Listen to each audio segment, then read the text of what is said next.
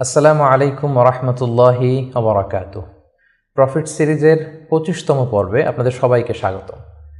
আজকের পর্বটি হচ্ছে প্রফিট সিরিজের সর্বশেষ পর্ব এবং এই পর্বে আমরা আমাদের প্রিয় নবী মুহাম্মদুর রাসূলুল্লাহ সাল্লাল্লাহু আলাইহি ওয়াসাল্লামের জীবনী নিয়ে আলোচনা করব ইনশাআল্লাহ।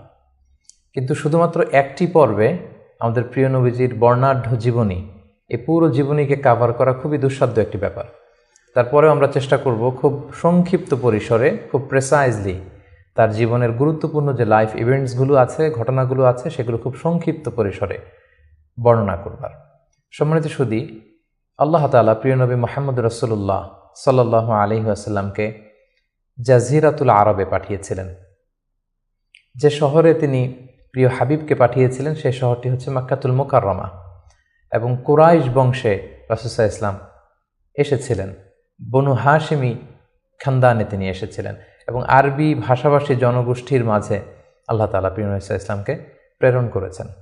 তিনি তার ৪০ বছর বয়সে নবুয়ত লাভ করেছেন এবং সর্বশ্রেষ্ঠ আসমানি কিতাব আল কুরআন আল কারীম কিন্তু প্রিয় নবীজি মুহাম্মদুর রাসূলুল্লাহ সাল্লাল্লাহু আলাইহি ওয়াসাল্লামের উপর নাজিল হয়েছে এবং দীর্ঘ ২৩ বছর ধরে মানবজাতির বিভিন্ন সমস্যার সমাধান দেওয়ার জন্য কোরআন আল্লাহ তাআলা নাজিল করেছিলেন। রাসূল সাল্লাল্লাহু আলাইহি ওয়াসাল্লাম পৃথিবীতে ৬৩ বছর হায়াত পেয়েছেন এবং ৬৩ বছর শেষে তিনি মদিনাতুল মুনাওয়ারাতে ইন্তেকাল করেন এবং সেখানেই তার নিজ হাতে প্রতিষ্ঠিত মসজিদে নববীর পাশে আজও তিনি শুয়ে আছেন। আমরা এই প্রফিট সিরিজে সৈয়দনা আদম আলাইহিস সালাম থেকে শুরু করে রাসূল সাল্লাল্লাহু আলাইহি ওয়াসাল্লাম পর্যন্ত কোরআনে বর্ণিত ২৫ জন নবীকে নিয়ে, তাদের জীবনী নিয়ে আমরা এখানে আলোচনা করছি। আর তারই ধারাবাহিকতায় রাসূল সাল্লাল্লাহু আলাইহি ওয়াসাল্লাম হচ্ছেন দ্য লাস্ট মেসেঞ্জার, সর্বশেষ নবী এবং সর্বশেষ রাসূল। আল্লাহ তাআলা সূরাতুল আহজাবে ইরশাদ করছেন, মা কানা মুহাম্মাদুন আবা আহাদিম মির রিজালিকুম ওয়ালাকিন রাসূলুল্লাহি ওয়া খাতামান নাবিয়্যিন। তিনি হচ্ছেন খাতামুন নাবিয়্যিন, সর্বশেষ নবী। নবী আসার সাইয়েদনা আদম আলাইহিস সালাম থেকে শুরু করে নবীদের আগমনের যে ধারাবাহিকতা, সেটার সিল মেরে রাসূল সাল্লাল্লাহু আলাইহি ওয়াসাল্লামের মাধ্যমে সিল আপ করা হয়েছে। এই ধারাবাহিকতাকে কাট আপ করে দেওয়া হয়েছে, তারপরে কোনো নবী আসবে না। এবং রাসূল সাল্লাল্লাহু আলাইহি ওয়াসাল্লাম নিজেও ইরশাদ করেছেন যে লা নাবিয়্যা বা'দি, আমার পরে কেউই আর নবী হিসেবে আসবে না, আমি হচ্ছে শেষ নবী, শেষ রাসূল। এবং রাসূলুল্লাহ সাল্লাল্লাহু আলাইহি ওয়াসাল্লাম তিনি বনি ইসমাঈলের নবী, বনি ইসরাইলের নয়। আমরা জানি যে পৃথিবীতে নবীদের যে ধারাবাহিকতা, নবী আসার যে সিলসিলা, এটা ইব্রাহিম আলাইহিস সালাম থেকে ২ ভাগ হয়েছে। কারণ আমরা সাইয়েদনা ইব্রাহিম আলাইহিস সালামের পর্বে বলেছিলাম যে তিনি হচ্ছেন আবুল আম্বিয়া, সকল নবীদের বাবা। ইব্রাহিম আলাইহিস সালামের ২ জন পুত্র সন্তান ছিল, আমরা জানি, ইসহাক আলাইহিস সালাম, ইসমাঈল আলাইহিস সালাম। এই ইসহাক আলাইহিস সালামের সন্তান হচ্ছে ইয়াকুব আলাইহিস সালাম এবং এই চ্যানেলেই সব নবীরা এসেছে। ইয়াকুব আলাইহিস সালামের অপর নাম হচ্ছে ইসরাইল, ফলে এই চ্যানেলে যত নবী এসেছে তারা হচ্ছে বনি ইসরাইলের নবী। কিন্তু ইব্রাহিম আলাইহিস সালামের অপর সন্তান ইসমাঈল আলাইহিস সালামের চ্যানেলে কোনো নবী আসেনি। তো সব নবী যেহেতু ইসমাঈল আলাইহিস সালামের চ্যানেলে না এসে ইসহাক আলাইহিস সালামের চ্যানেলে এসেছে, সবাই ভেবেছিল শেষ নবীও হয়তো এই চ্যানেলেই আসবে। কিন্তু আল্লাহ তাআলা তাদের ধারণাকে নস্যাৎ করে দিয়ে সাইয়েদনা মুহাম্মদুর রাসূলুল্লাহ সাল্লাল্লাহু আলাইহি সাল্লামকে ইসমাঈল আলাইহিস সালামের চ্যানেলে প্রেরণ করেছেন। তাই তিনি বনি ইসমাঈল, তিনি বনি ইসরাইল নন। এবং রাসূল সাল্লাল্লাহু আলাইহি ওয়াসাল্লাম তিনি হচ্ছেন বিশ্ব নবী, গ্লোবাল প্রফেট অথবা দ্য প্রফেট অব ইউনিভার্স। গোটা বিশ্বের জন্য তিনি নবী হয়ে পৃথিবীতে এসেছেন।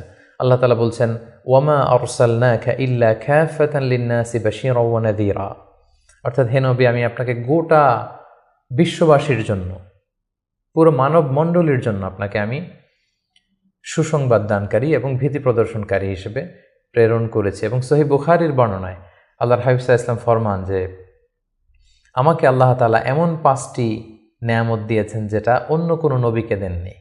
এর মধ্যে একটা হচ্ছে, অন্যান্য সকল নবীকে আল্লাহ তাআলা বিশেষ জনপদের জন্য, বিশেষ জাতিগোষ্ঠীর জন্য নবী করে প্রেরণ করেছেন, কিন্তু আমাকে আল্লাহ তাআলা গোটা মানব মণ্ডলীর জন্য প্রেরণ করেছেন। রাসূল সাল্লাল্লাহু আলাইহি ওয়াসাল্লাম বলেন, ওয়া কানা নাবিয়্যু ইউবআসু ইলা কওমিহি খাসসা, নবীদেরকে তাদের নির্দিষ্ট কওমে, জাতির কাছে নবী হিসেবে পাঠানো হয়েছে।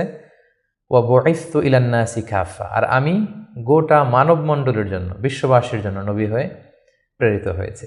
এবং রাসূলুল্লাহ সাল্লাল্লাহু আলাইহি ওয়াসাল্লামকে তিনি বলেছেন যে আমাকে শাফাআতের সুযোগ দেয়া হবে কিয়ামতের দিন, যে ভয়ঙ্করতম দিনে নবীরাও থারথার করে কাঁপতে থাকবে আল্লাহ তাআলার সামনে, একটি টু শব্দ করার সাহসটুকুন পাবে না, কোনো কথা বলার সাহস পাবে না। ঠিক সেই মুহূর্তে আল্লাহ রাসূল সাল্লাল্লাহু আলাইহি ওয়াসাল্লামকে শাফাআতের অনুমতি দেওয়া হবে। সুবহানাল্লাহি ওয়া বিহামদিহি।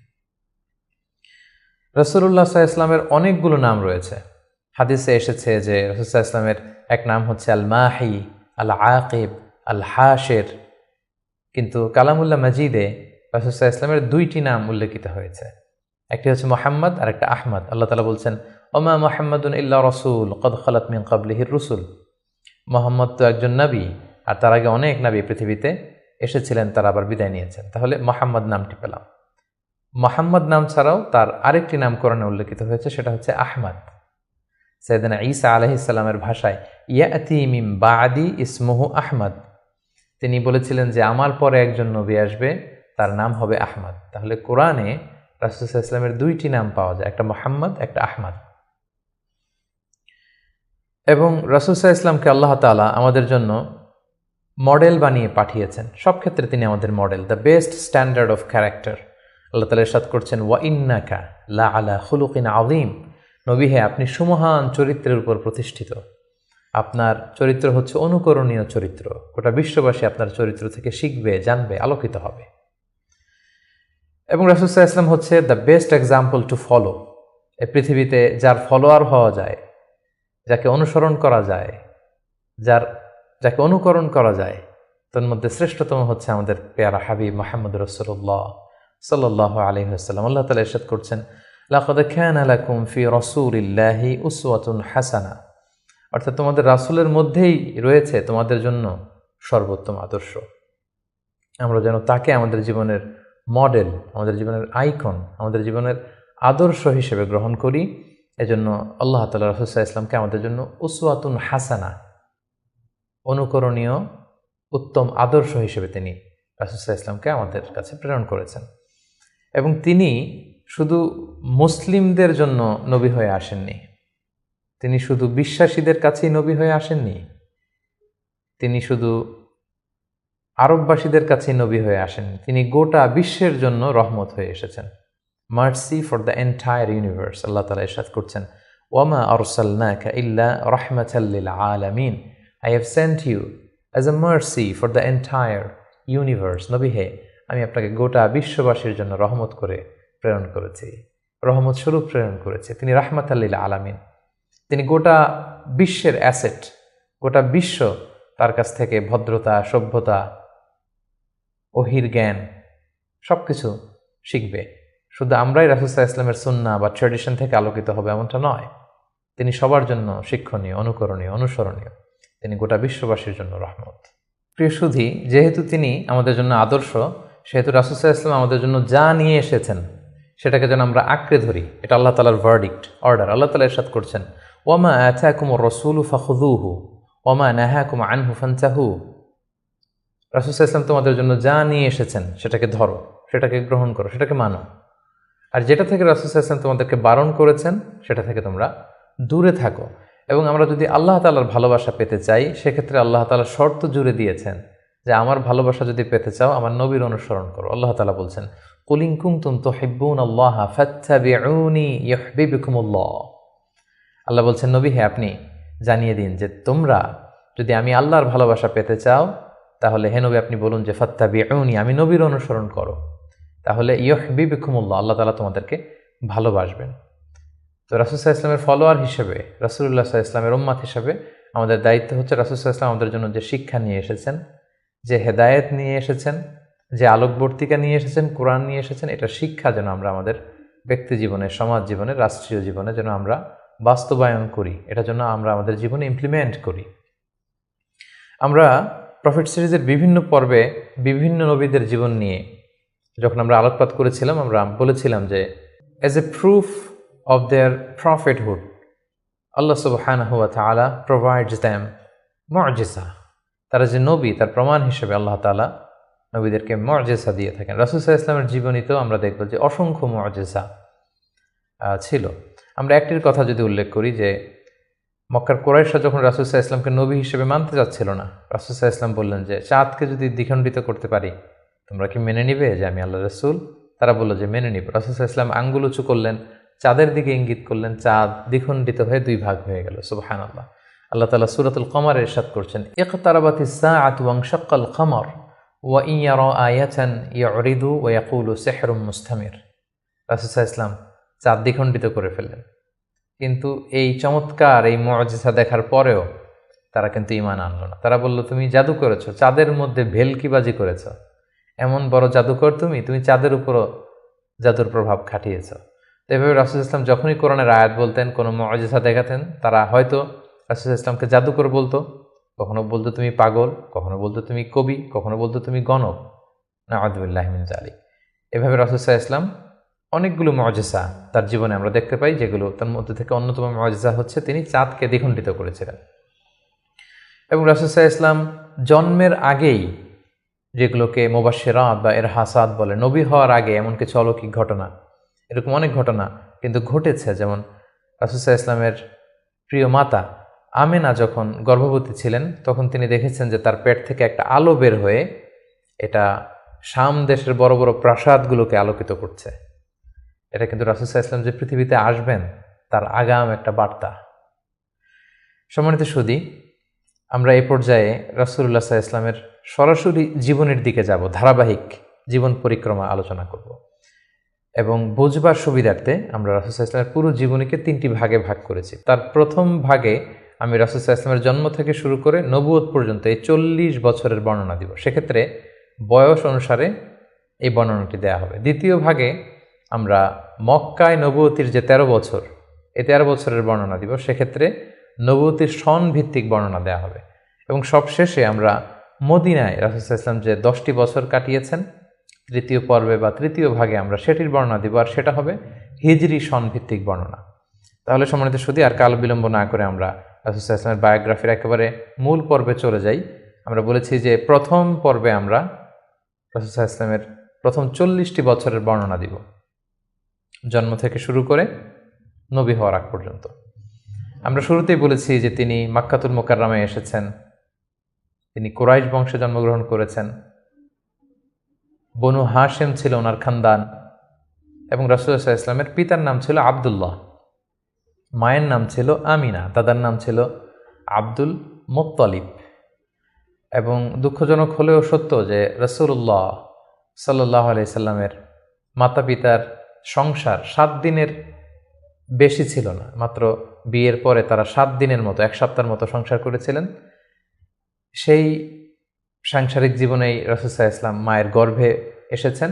এবং রাসূল সাল্লাল্লাহু আলাইহি ওয়াসাল্লামের পিতা আব্দুল্লাহ তিনি ব্যবসার সফরে বেরিয়ে গিয়েছিলেন, ফেরবার পথে তিনি সেখানে ইন্তেকাল করেছেন। তখন রাসূল সাল্লাল্লাহু আলাইহি ওয়াসাল্লামের বয়স হচ্ছে মায়ের পেটের ভেতরে মাত্র 2 মাস।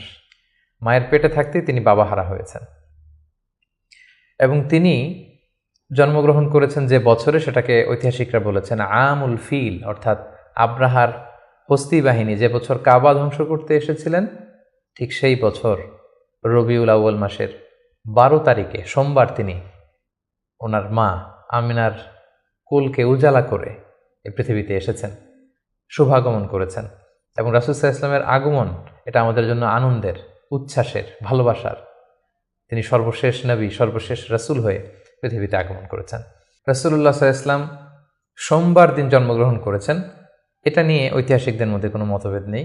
কিন্তু তিনি কি রবিউল আউয়াল মাসের 12 তারিখে জন্মগ্রহণ করেছেন নাকি 2 তারিখে না 8 তারিখে, এই দিনগুলো নিয়ে ঐতিহাসিকরা মতভেদ করেছেন। তবে মাশহুর বা সবচেয়ে প্রসিদ্ধ মতামত হচ্ছে তিনি রবিউল আউয়াল মাসের 12 তারিখে জন্মগ্রহণ করেছেন আলাইহিস সালাতু ওয়াসসালাম।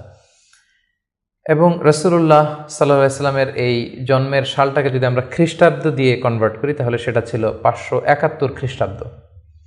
এবং আমরা জানি যে তৎকালীন সময়ে সম্ভ্রান্ত ফ্যামিলির লোকেরা তাদের সন্তানদেরকে ব্রেস্ট ফিডিং উইমেনদের কাছে দিয়ে দিত, দুধমা, তারা এসে তাদেরকে নিয়ে যেত। এবং রাসূল সাল্লাল্লাহু আলাইহি ওয়াসাল্লামকে হালিমাতুস সাদিয়া নামে একজন নারী, যিনি তায়েফ থেকে আরও 70 কিলো দূরে বনু সাদ এলাকা থেকে এসে তারা রাসূল সাল্লাল্লাহু আলাইহি ওয়াসাল্লামকে রাসূল সাল্লাল্লাহু আলাইহি ওয়াসাল্লামের দাদা আব্দুল মুত্তালিবের কাছ থেকে নিয়ে গিয়েছিল দুধ খাওয়ানোর জন্য। এবং সেটা তারা করতো এই কারণে যে যেহেতু মক্কা শহর, এখানে অনেক ব্যবসায়ীরা আসে, অনেক লোক আসে, এখানে আরবি ভাষার অনেক আঞ্চলিকতার একটা মিক্স আপ হয়ে গিয়েছিল। তাই বেদুইন এলাকাতে একেবারে মরুদ্যান, মরুভূমি আছে, এরকম এলাকাতে যেই ট্রাইবস বা কবিলাগুলো আছে, সেখানে যদি ছেলেমেয়েরা বড় হয়, তাদের যেমনি স্বাস্থ্য ভালো থাকে, তাদের ভাষাটা যেমনি পিওর হয়, আরবি মুবিন, সুস্পষ্ট আরবি ভাষায় তারা কথা বলতে পারে। সো সম্ভ্রান্ত এবং ট্রেডিশনাল ফ্যামিলির লোকজন এটাই করত। তার ধারাবাহিকতায় রাসূল সাল্লাল্লাহু আলাইহি ওয়াসাল্লামকে বনু সাদ গোত্র থেকে এসে হালিমাতুস সাদিয়া বনু সাদ গোষ্ঠীর কাছে নিয়ে গেল, যে তাকে লালন পালন করবে, কয়েক বছর দুধ খাওয়াবে। এটা ঘটেছিল তার জন্মের পরপরই। এবং রাসূল সাল্লাল্লাহু আলাইহি ওয়াসাল্লামের বয়স যখন 2, তখন অল্প কিছু দিনের জন্য হালিমাতুস সাদিয়া সেই বনু সাদ থেকে আবার মক্কায় নিয়ে এসেছিল, যাতে রাসূল সাল্লাল্লাহু আলাইহি ওয়াসাল্লামের মা আমিনা কিছুদিনের জন্য ছেলের সঙ্গ পান। কিছুদিন যখন আমিনা সঙ্গ পেল, তারপর আবার তাকে বনু সাদে নিয়ে যাওয়া হলো এবং রাসূলুল্লাহ সাল্লাল্লাহু আলাইহি ওয়াসাল্লাম হালিমাতুস সাদিয়ার দুগ্ধ পান করতে লাগলেন। হালিমাতুস সাদিয়ার সন্তানদের সাথে মরুদ্যান, মরুভূমির সেই বেদুইন পরিবেশে বেড়ে উঠতে লাগলেন। সেখানকার যে পিওর ল্যাঙ্গুয়েজ আছে, আরবি ভাষা শিখতে লাগলেন। এবং রাসূল সাল্লাল্লাহু আলাইহি ওয়াসাল্লামের বয়স যখন 4, তখন তার প্রথম শাক্কে সাদর হয়েছে, যেটাকে সিনা চাক বলে, ওপেন হার্ট সার্জারি। রাসূল সাল্লাল্লাহু আলাইহি ওয়াসাল্লামের জীবনে মোট 3 বার এটা ঘটেছিল। বয়স যখন 4 তখন একবার, ওহী নাজিলের সময় একবার, মেরাজ যখন তিনি গিয়েছিলেন তখন একবার। রাসূল সাল্লাল্লাহু আলাইহি ওয়াসাল্লাম মরুভূমিতে বনু সাদ গোষ্ঠীর ছোট ছেলেদের সাথে খেলাধুলা করছিলেন। হঠাৎ জিবরাইল আলাইহিস সালাম এসে রাসূল সাল্লাল্লাহু আলাইহি ওয়াসাল্লামকে এক পাশে নিয়ে গলা থেকে শুরু করে নাভি পর্যন্ত ছিঁড়ে রাসূল সাল্লাল্লাহু আলাইহি ওয়াসাল্লামের হৃদয়টাকে বের করে জামজামের পানি দিয়ে ধৌত করে আবার ভেতরে ঢুকিয়ে দিলেন। এই জায়গাটাকে আবার মিলিয়ে ফেললেন, যেটা আধুনিক সময়ে আমরা এটাকে ওপেন হার্ট সার্জারি বলি। এই দৃশ্য হালিমাতুস সাদিয়ার ছেলেমেয়েরা দেখে ভয়ে দৌড়াতে লাগলো। মায়ের কাছে যেয়ে বলল, আমাদের কোরাইশি ভাই বোধহয় মারা গিয়েছে। হালিমাতুস সাদিয়া বিচলিত হয়ে আসলেন, দেখলেন যে না, মারা যায়নি। মুহাম্মদ, শিশু মুহাম্মদ, তিনি বিচলিত অবস্থায় আছেন। তারা ভয় পেয়ে গেলেন এবং ভাবলেন যে না, এই ছেলের যদি কিছু হয়ে যায় তাহলে তো এর দায়ভার আমার উপর আসবে, আমরা দিয়ে আসবো মুহাম্মদকে। রাসূল সাল্লাল্লাহু আলাইহি ওয়াসাল্লামের বয়স যখন 5, তখন হালিমাতুস সাদিয়া রাসূল সাল্লাল্লাহু আলাইহি ওয়াসাল্লামকে নিয়ে, ছোট্ট মুহাম্মদ সাল্লাল্লাহু আলাইহি ওয়াসাল্লামকে নিয়ে তার মায়ের কাছে দিয়ে আসলেন। যেহেতু 5 বছর বয়সে এখন তিনি সুস্পষ্ট আরবিতে কথা বলতে পারেন এবং দুধ খাওয়ানো তো সেই 2 বছর বয়সেই শেষ। তিনি মরুভূমির সুন্দর প্রকৃতিতে সুঠাম দেহ নিয়ে বড় হচ্ছেন, সুন্দর আরবি ভাষায় কথা বলতে পারেন। 5 বছর বয়সে মায়ের কাছে ফিরিয়ে দেয়া হলো। এবং রাসূল সাল্লাল্লাহু আলাইহি ওয়াসাল্লামের আম্মা আমিনা, তিনি প্রতি বছর রাসূল সাল্লাল্লাহু আলাইহি ওয়াসাল্লামের বাবার কবর জিয়ারত করতে ইয়াসরিবে যেতেন, যেটা পরবর্তীতে মদিনা নামকরণ হবে, আমরা শুনব সেই ঘটনা। প্রতি বছর যেহেতু তিনি যান, রাসূল সাল্লাল্লাহু আলাইহি ওয়াসাল্লামকে যখন নিয়ে আসা হলো, তার পরের বছর তিনি রাসূল সাল্লাল্লাহু আলাইহি ওয়াসাল্লামকে নিয়ে রাসূল সাল্লাল্লাহু আলাইহি ওয়াসাল্লামের বাবার কবর জিয়ারত করতে গেলেন। রাসূল সাল্লাল্লাহু আলাইহি ওয়াসাল্লামের বয়স তখন 6 বছরের ছোট্ট বালক। জিয়ারত করলেন। জিয়ারত করে ফিরে আসার পথে রাসূল সাল্লাল্লাহু আলাইহি ওয়াসাল্লামের মাতা আমিনা, তিনি মারা গেলেন মক্কা মদিনার মাঝখানে আবওয়া নামক জায়গায়। আল্লাহু আকবার। বয়স যখন মায়ের পেটে 2 মাস, বাবা হারা হলেন, পিতৃহারা। বয়স যখন মাত্র 6, মাতৃহারা, এখন কমপ্লিট ইয়াতিম মুহাম্মদ সাল্লাল্লাহু আলাইহি ওয়াসাল্লাম, বাবা মা হারা। তখন সাথে উম্মে আইমান নামে একজন দাসী ছিল, যিনি রাসূল সাল্লাল্লাহু আলাইহি ওয়াসাল্লামকে খুব ভালোবাসতেন, মায়ের কষ্ট বুঝতে দেননি। সেখান থেকে নিয়ে দাদার কাছে মক্কায় চলে আসলেন এবং রাসূল সাল্লাল্লাহু আলাইহি ওয়াসাল্লাম পরবর্তীতে বলেছিলেন, উম্মে আইমান হিয়া উম্মি বা'দা উম্মি, আমার মায়ের পরে উম্মে আইমানই আমার মা। সুবহানাল্লাহ। মক্কাতে যখন নিয়ে আসা হলো রাসূল সাল্লাল্লাহু আলাইহি ওয়াসাল্লামকে, শিশু মুহাম্মদকে, তখন তার দাদা আব্দুল মুত্তালিব তার দেখভালের দায়িত্ব নিলেন।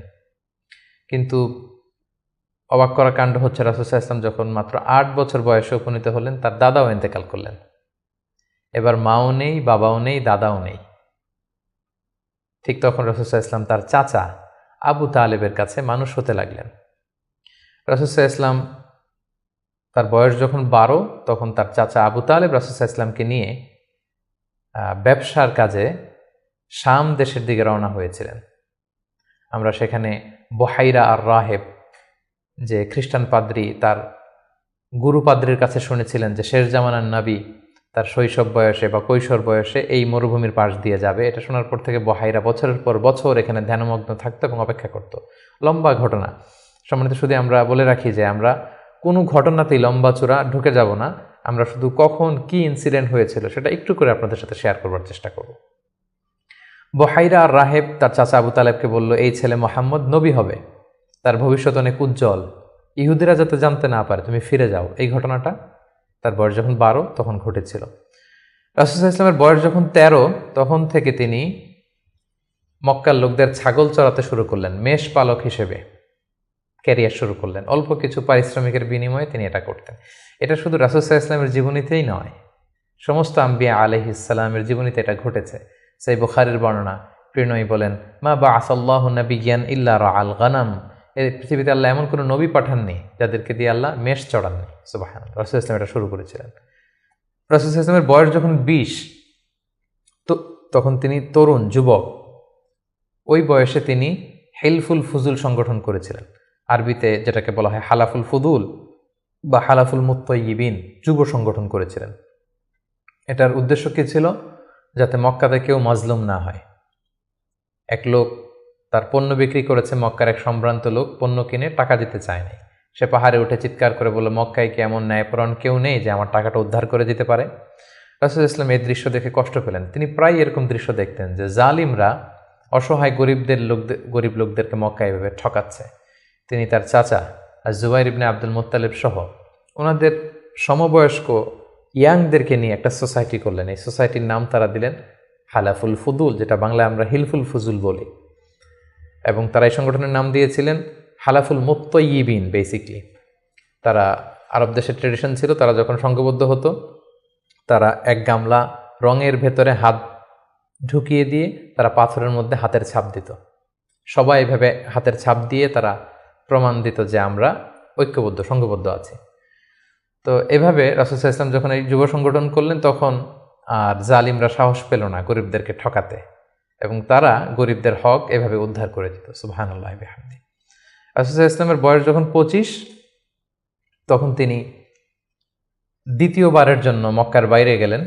শাম দেশে তিনি ব্যবসায়িক কাজে গেলেন, এবং সেটা ছিল মূলত খাদিজাতুল কুবরা রাদিয়াল্লাহু তাআলা আনহা, যিনি মক্কার একজন সম্ভ্রান্ত নারী ছিলেন।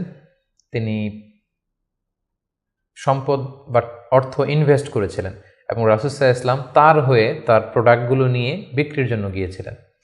এবং তিনি সফর শেষে অঢেল সম্পদ, অঢেল অর্থ করি তিনি প্রফিট করে দিয়েছিলেন অন বিহাফ অফ খাদিজা রাদিয়াল্লাহু তাআলা আনহা। এবং খাদিজা রাদিয়াল্লাহু তাআলা আনহা এটা দেখে খুব খুশি হয়েছিলেন, এবং রাসূল সাল্লাল্লাহু আলাইহি ওয়াসাল্লামের যে পোর্শন সেটাও রাসূল সাল্লাল্লাহু আলাইহি ওয়াসাল্লাম পেয়েছিল।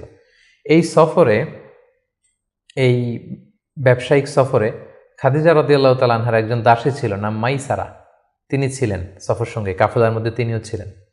সফর শেষে যখন রাসূল সাল্লাল্লাহু আলাইহি ওয়াসাল্লাম অনেক লাভ করে, প্রফিট করে ফিরলেন, তখন খাদিজা রাদিয়াল্লাহু তাআলা আনহা খুব খুশি হলেন।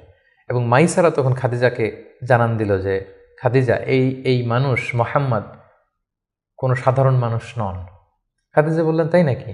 কি দেখেছ তুমি এই থ্রু আউট দ্য জার্নি, এই পুরো সফরে তুমি কি খেয়াল করেছো?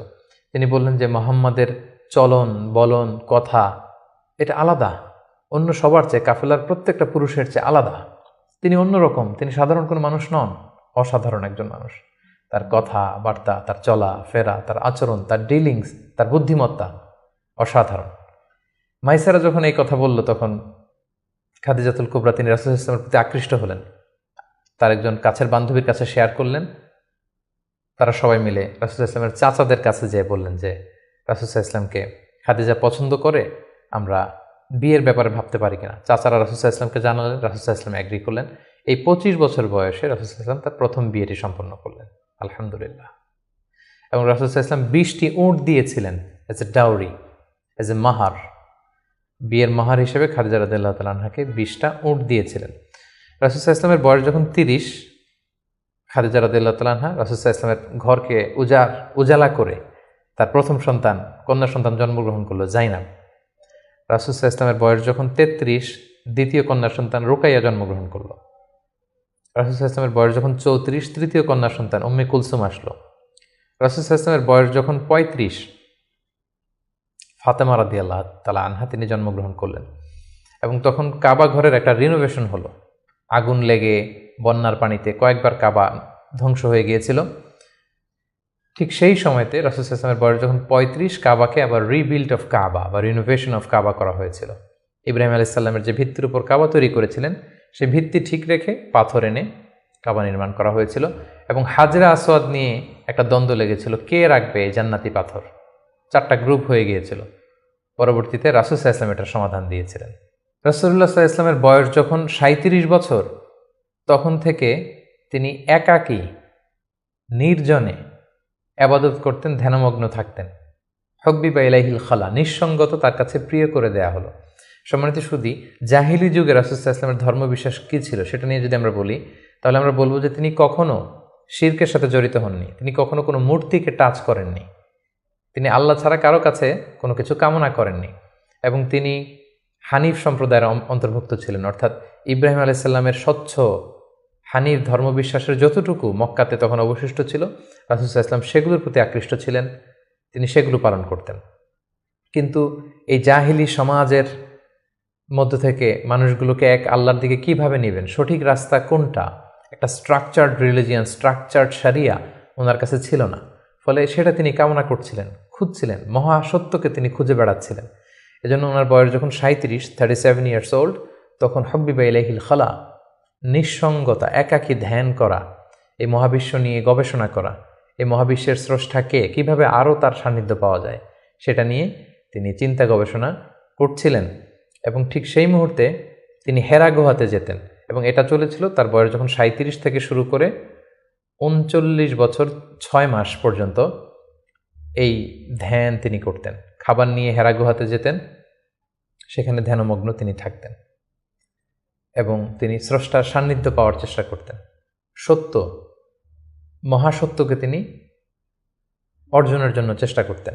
রাসূলুল্লাহ সাল্লাল্লাহু আলাইহি ওয়াসাল্লামের বয়স যখন 39 বছর 6 মাস, তখন থেকে, অর্থাৎ 40 বছর হতে আর মাত্র 6 মাস বাকি, তখন থেকে তিনি গুড ড্রিমস আর রুইয়া সাদেকা, বেশি বেশি সত্য স্বপ্ন দেখতে শুরু করলেন। প্রতিদিনই স্বপ্ন দেখতেন, এবং রাতে যাই স্বপ্ন দেখতেন সকালবেলা সেটা বাস্তবায়িত হতো। ফলে তিনি স্বপ্নে রাতে যা দেখতেন সকালবেলা বাস্তবে সেটা সমাজে তিনি দেখতে পেতেন। এভাবে একাকী তিনি খাবার নিয়ে, পাথেয় নিয়ে সেই 632 মিটার উঁচু মাক্কাতুল মুকাররমায় গারে হেরাতে, হেরা পাহাড়ে তিনি চলে যেতেন, ধ্যানমগ্ন থাকতেন এবং মহাসত্যের সন্ধান করতেন। ঠিক তার বয়স যখন 40 বছরে উপনীত হলো, তিনি মহাসত্যের সন্ধান পেলেন। সুবহানাল্লাহি ওয়া বিহামদিহি।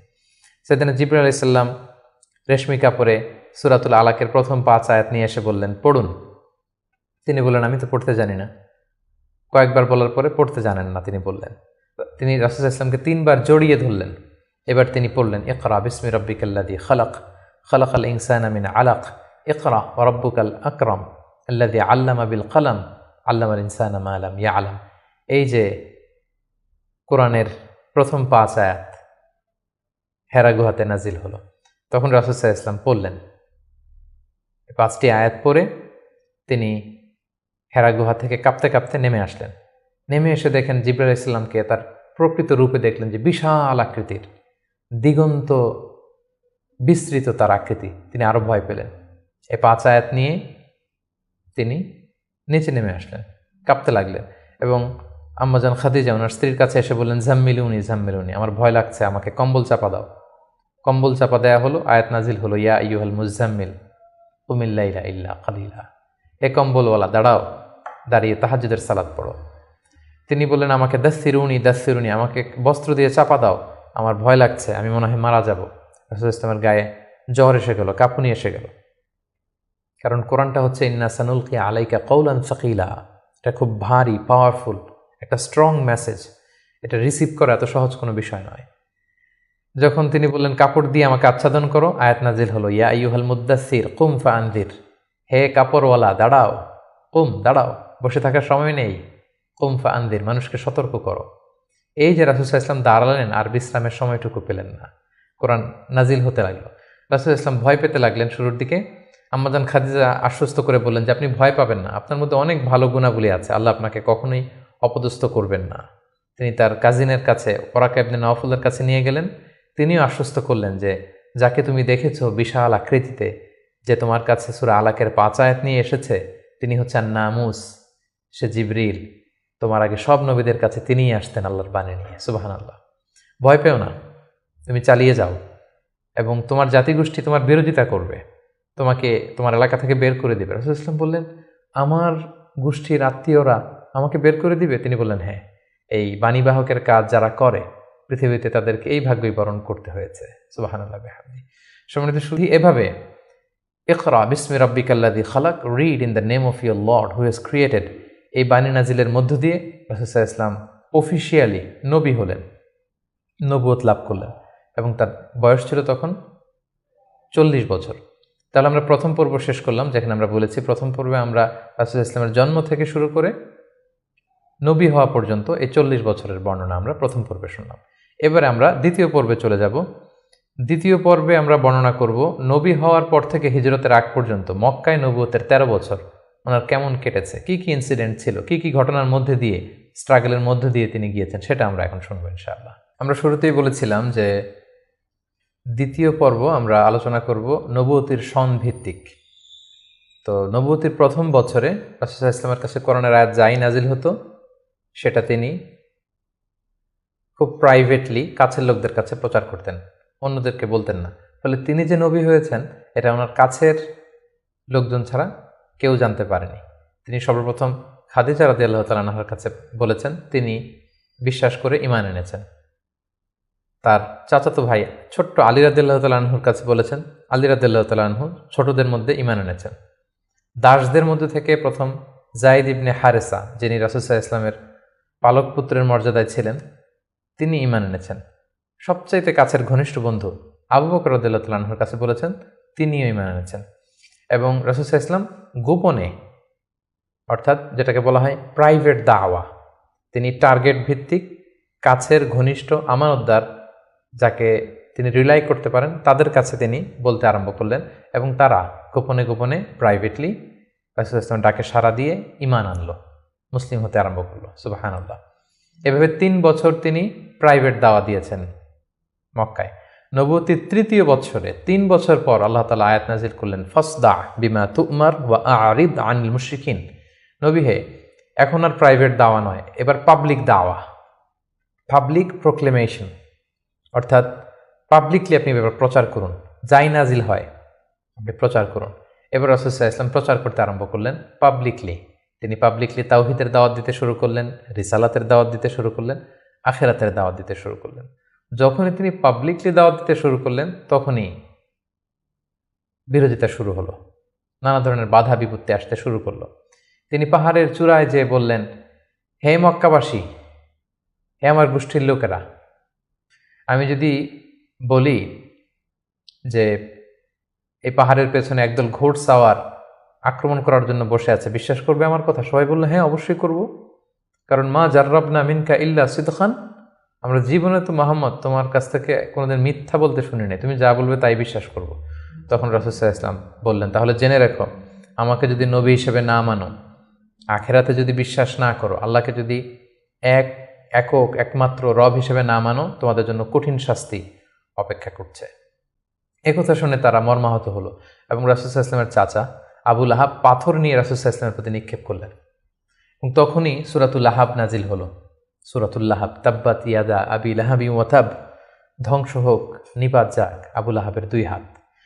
কিন্তু রাসূল সাল্লাল্লাহু আলাইহি ওয়াসাল্লাম থামলেন না, তিনি দাওয়াত দিতে লাগলেন, এবং মক্কার গরিব শ্রেণীর যেই লোকেরা আছে, কর্মচারী, শ্রমজীবী, খেটে খাওয়া মানুষ, দাস, তারা রাসূল সাল্লাল্লাহু আলাইহি ওয়াসাল্লামের দাওয়াতে সাড়া দিয়ে মুসলমান হতে লাগলো, তাদের সংখ্যা বাড়তে লাগলো, এবং তাদের উপর অত্যাচার আরম্ভ হয়ে গেল। নবুয়তির 5ম বৎসরে এই ক্ল্যাশ, এই সংঘাত মারাত্মক আকারে রূপ নিল। কোথাও বেলাল রাদিয়াল্লাহু তাআলা আনহুকে পিটিয়ে আহত করা হচ্ছে, কোথাও খাব্বাব রাদিয়াল্লাহু তাআলা আনহুকে, কোথাও খুবাইব রাদিয়াল্লাহু তাআলা আনহুকে, কখনো আম্মার ইবনে ইয়াসারকে, কখনো সুমাইয়া রাদিয়াল্লাহু তাআলা আনহাকে। তাদেরকে নানাভাবে নির্যাতন, অত্যাচার শুরু করা হলো, এবং উপায়ন্তর না দেখে নবুয়তির 5ম বছর রাসূল সাল্লাল্লাহু আলাইহি ওয়াসাল্লাম বললেন যে না, এভাবে অত্যাচারের মধ্য দিয়ে যাওয়া যায় না। আমি শুনেছি যে নাজ্জাশির বাদশাহ, ইথিওপিয়াতে হাবাসাতে একজন বাদশাহ আছে, ইমামুন আদিল, এ জাস্ট কিং, তার কাছে কেউ নাকি অত্যাচারিত হয় না, তোমরা সেখানে হিজরত করো।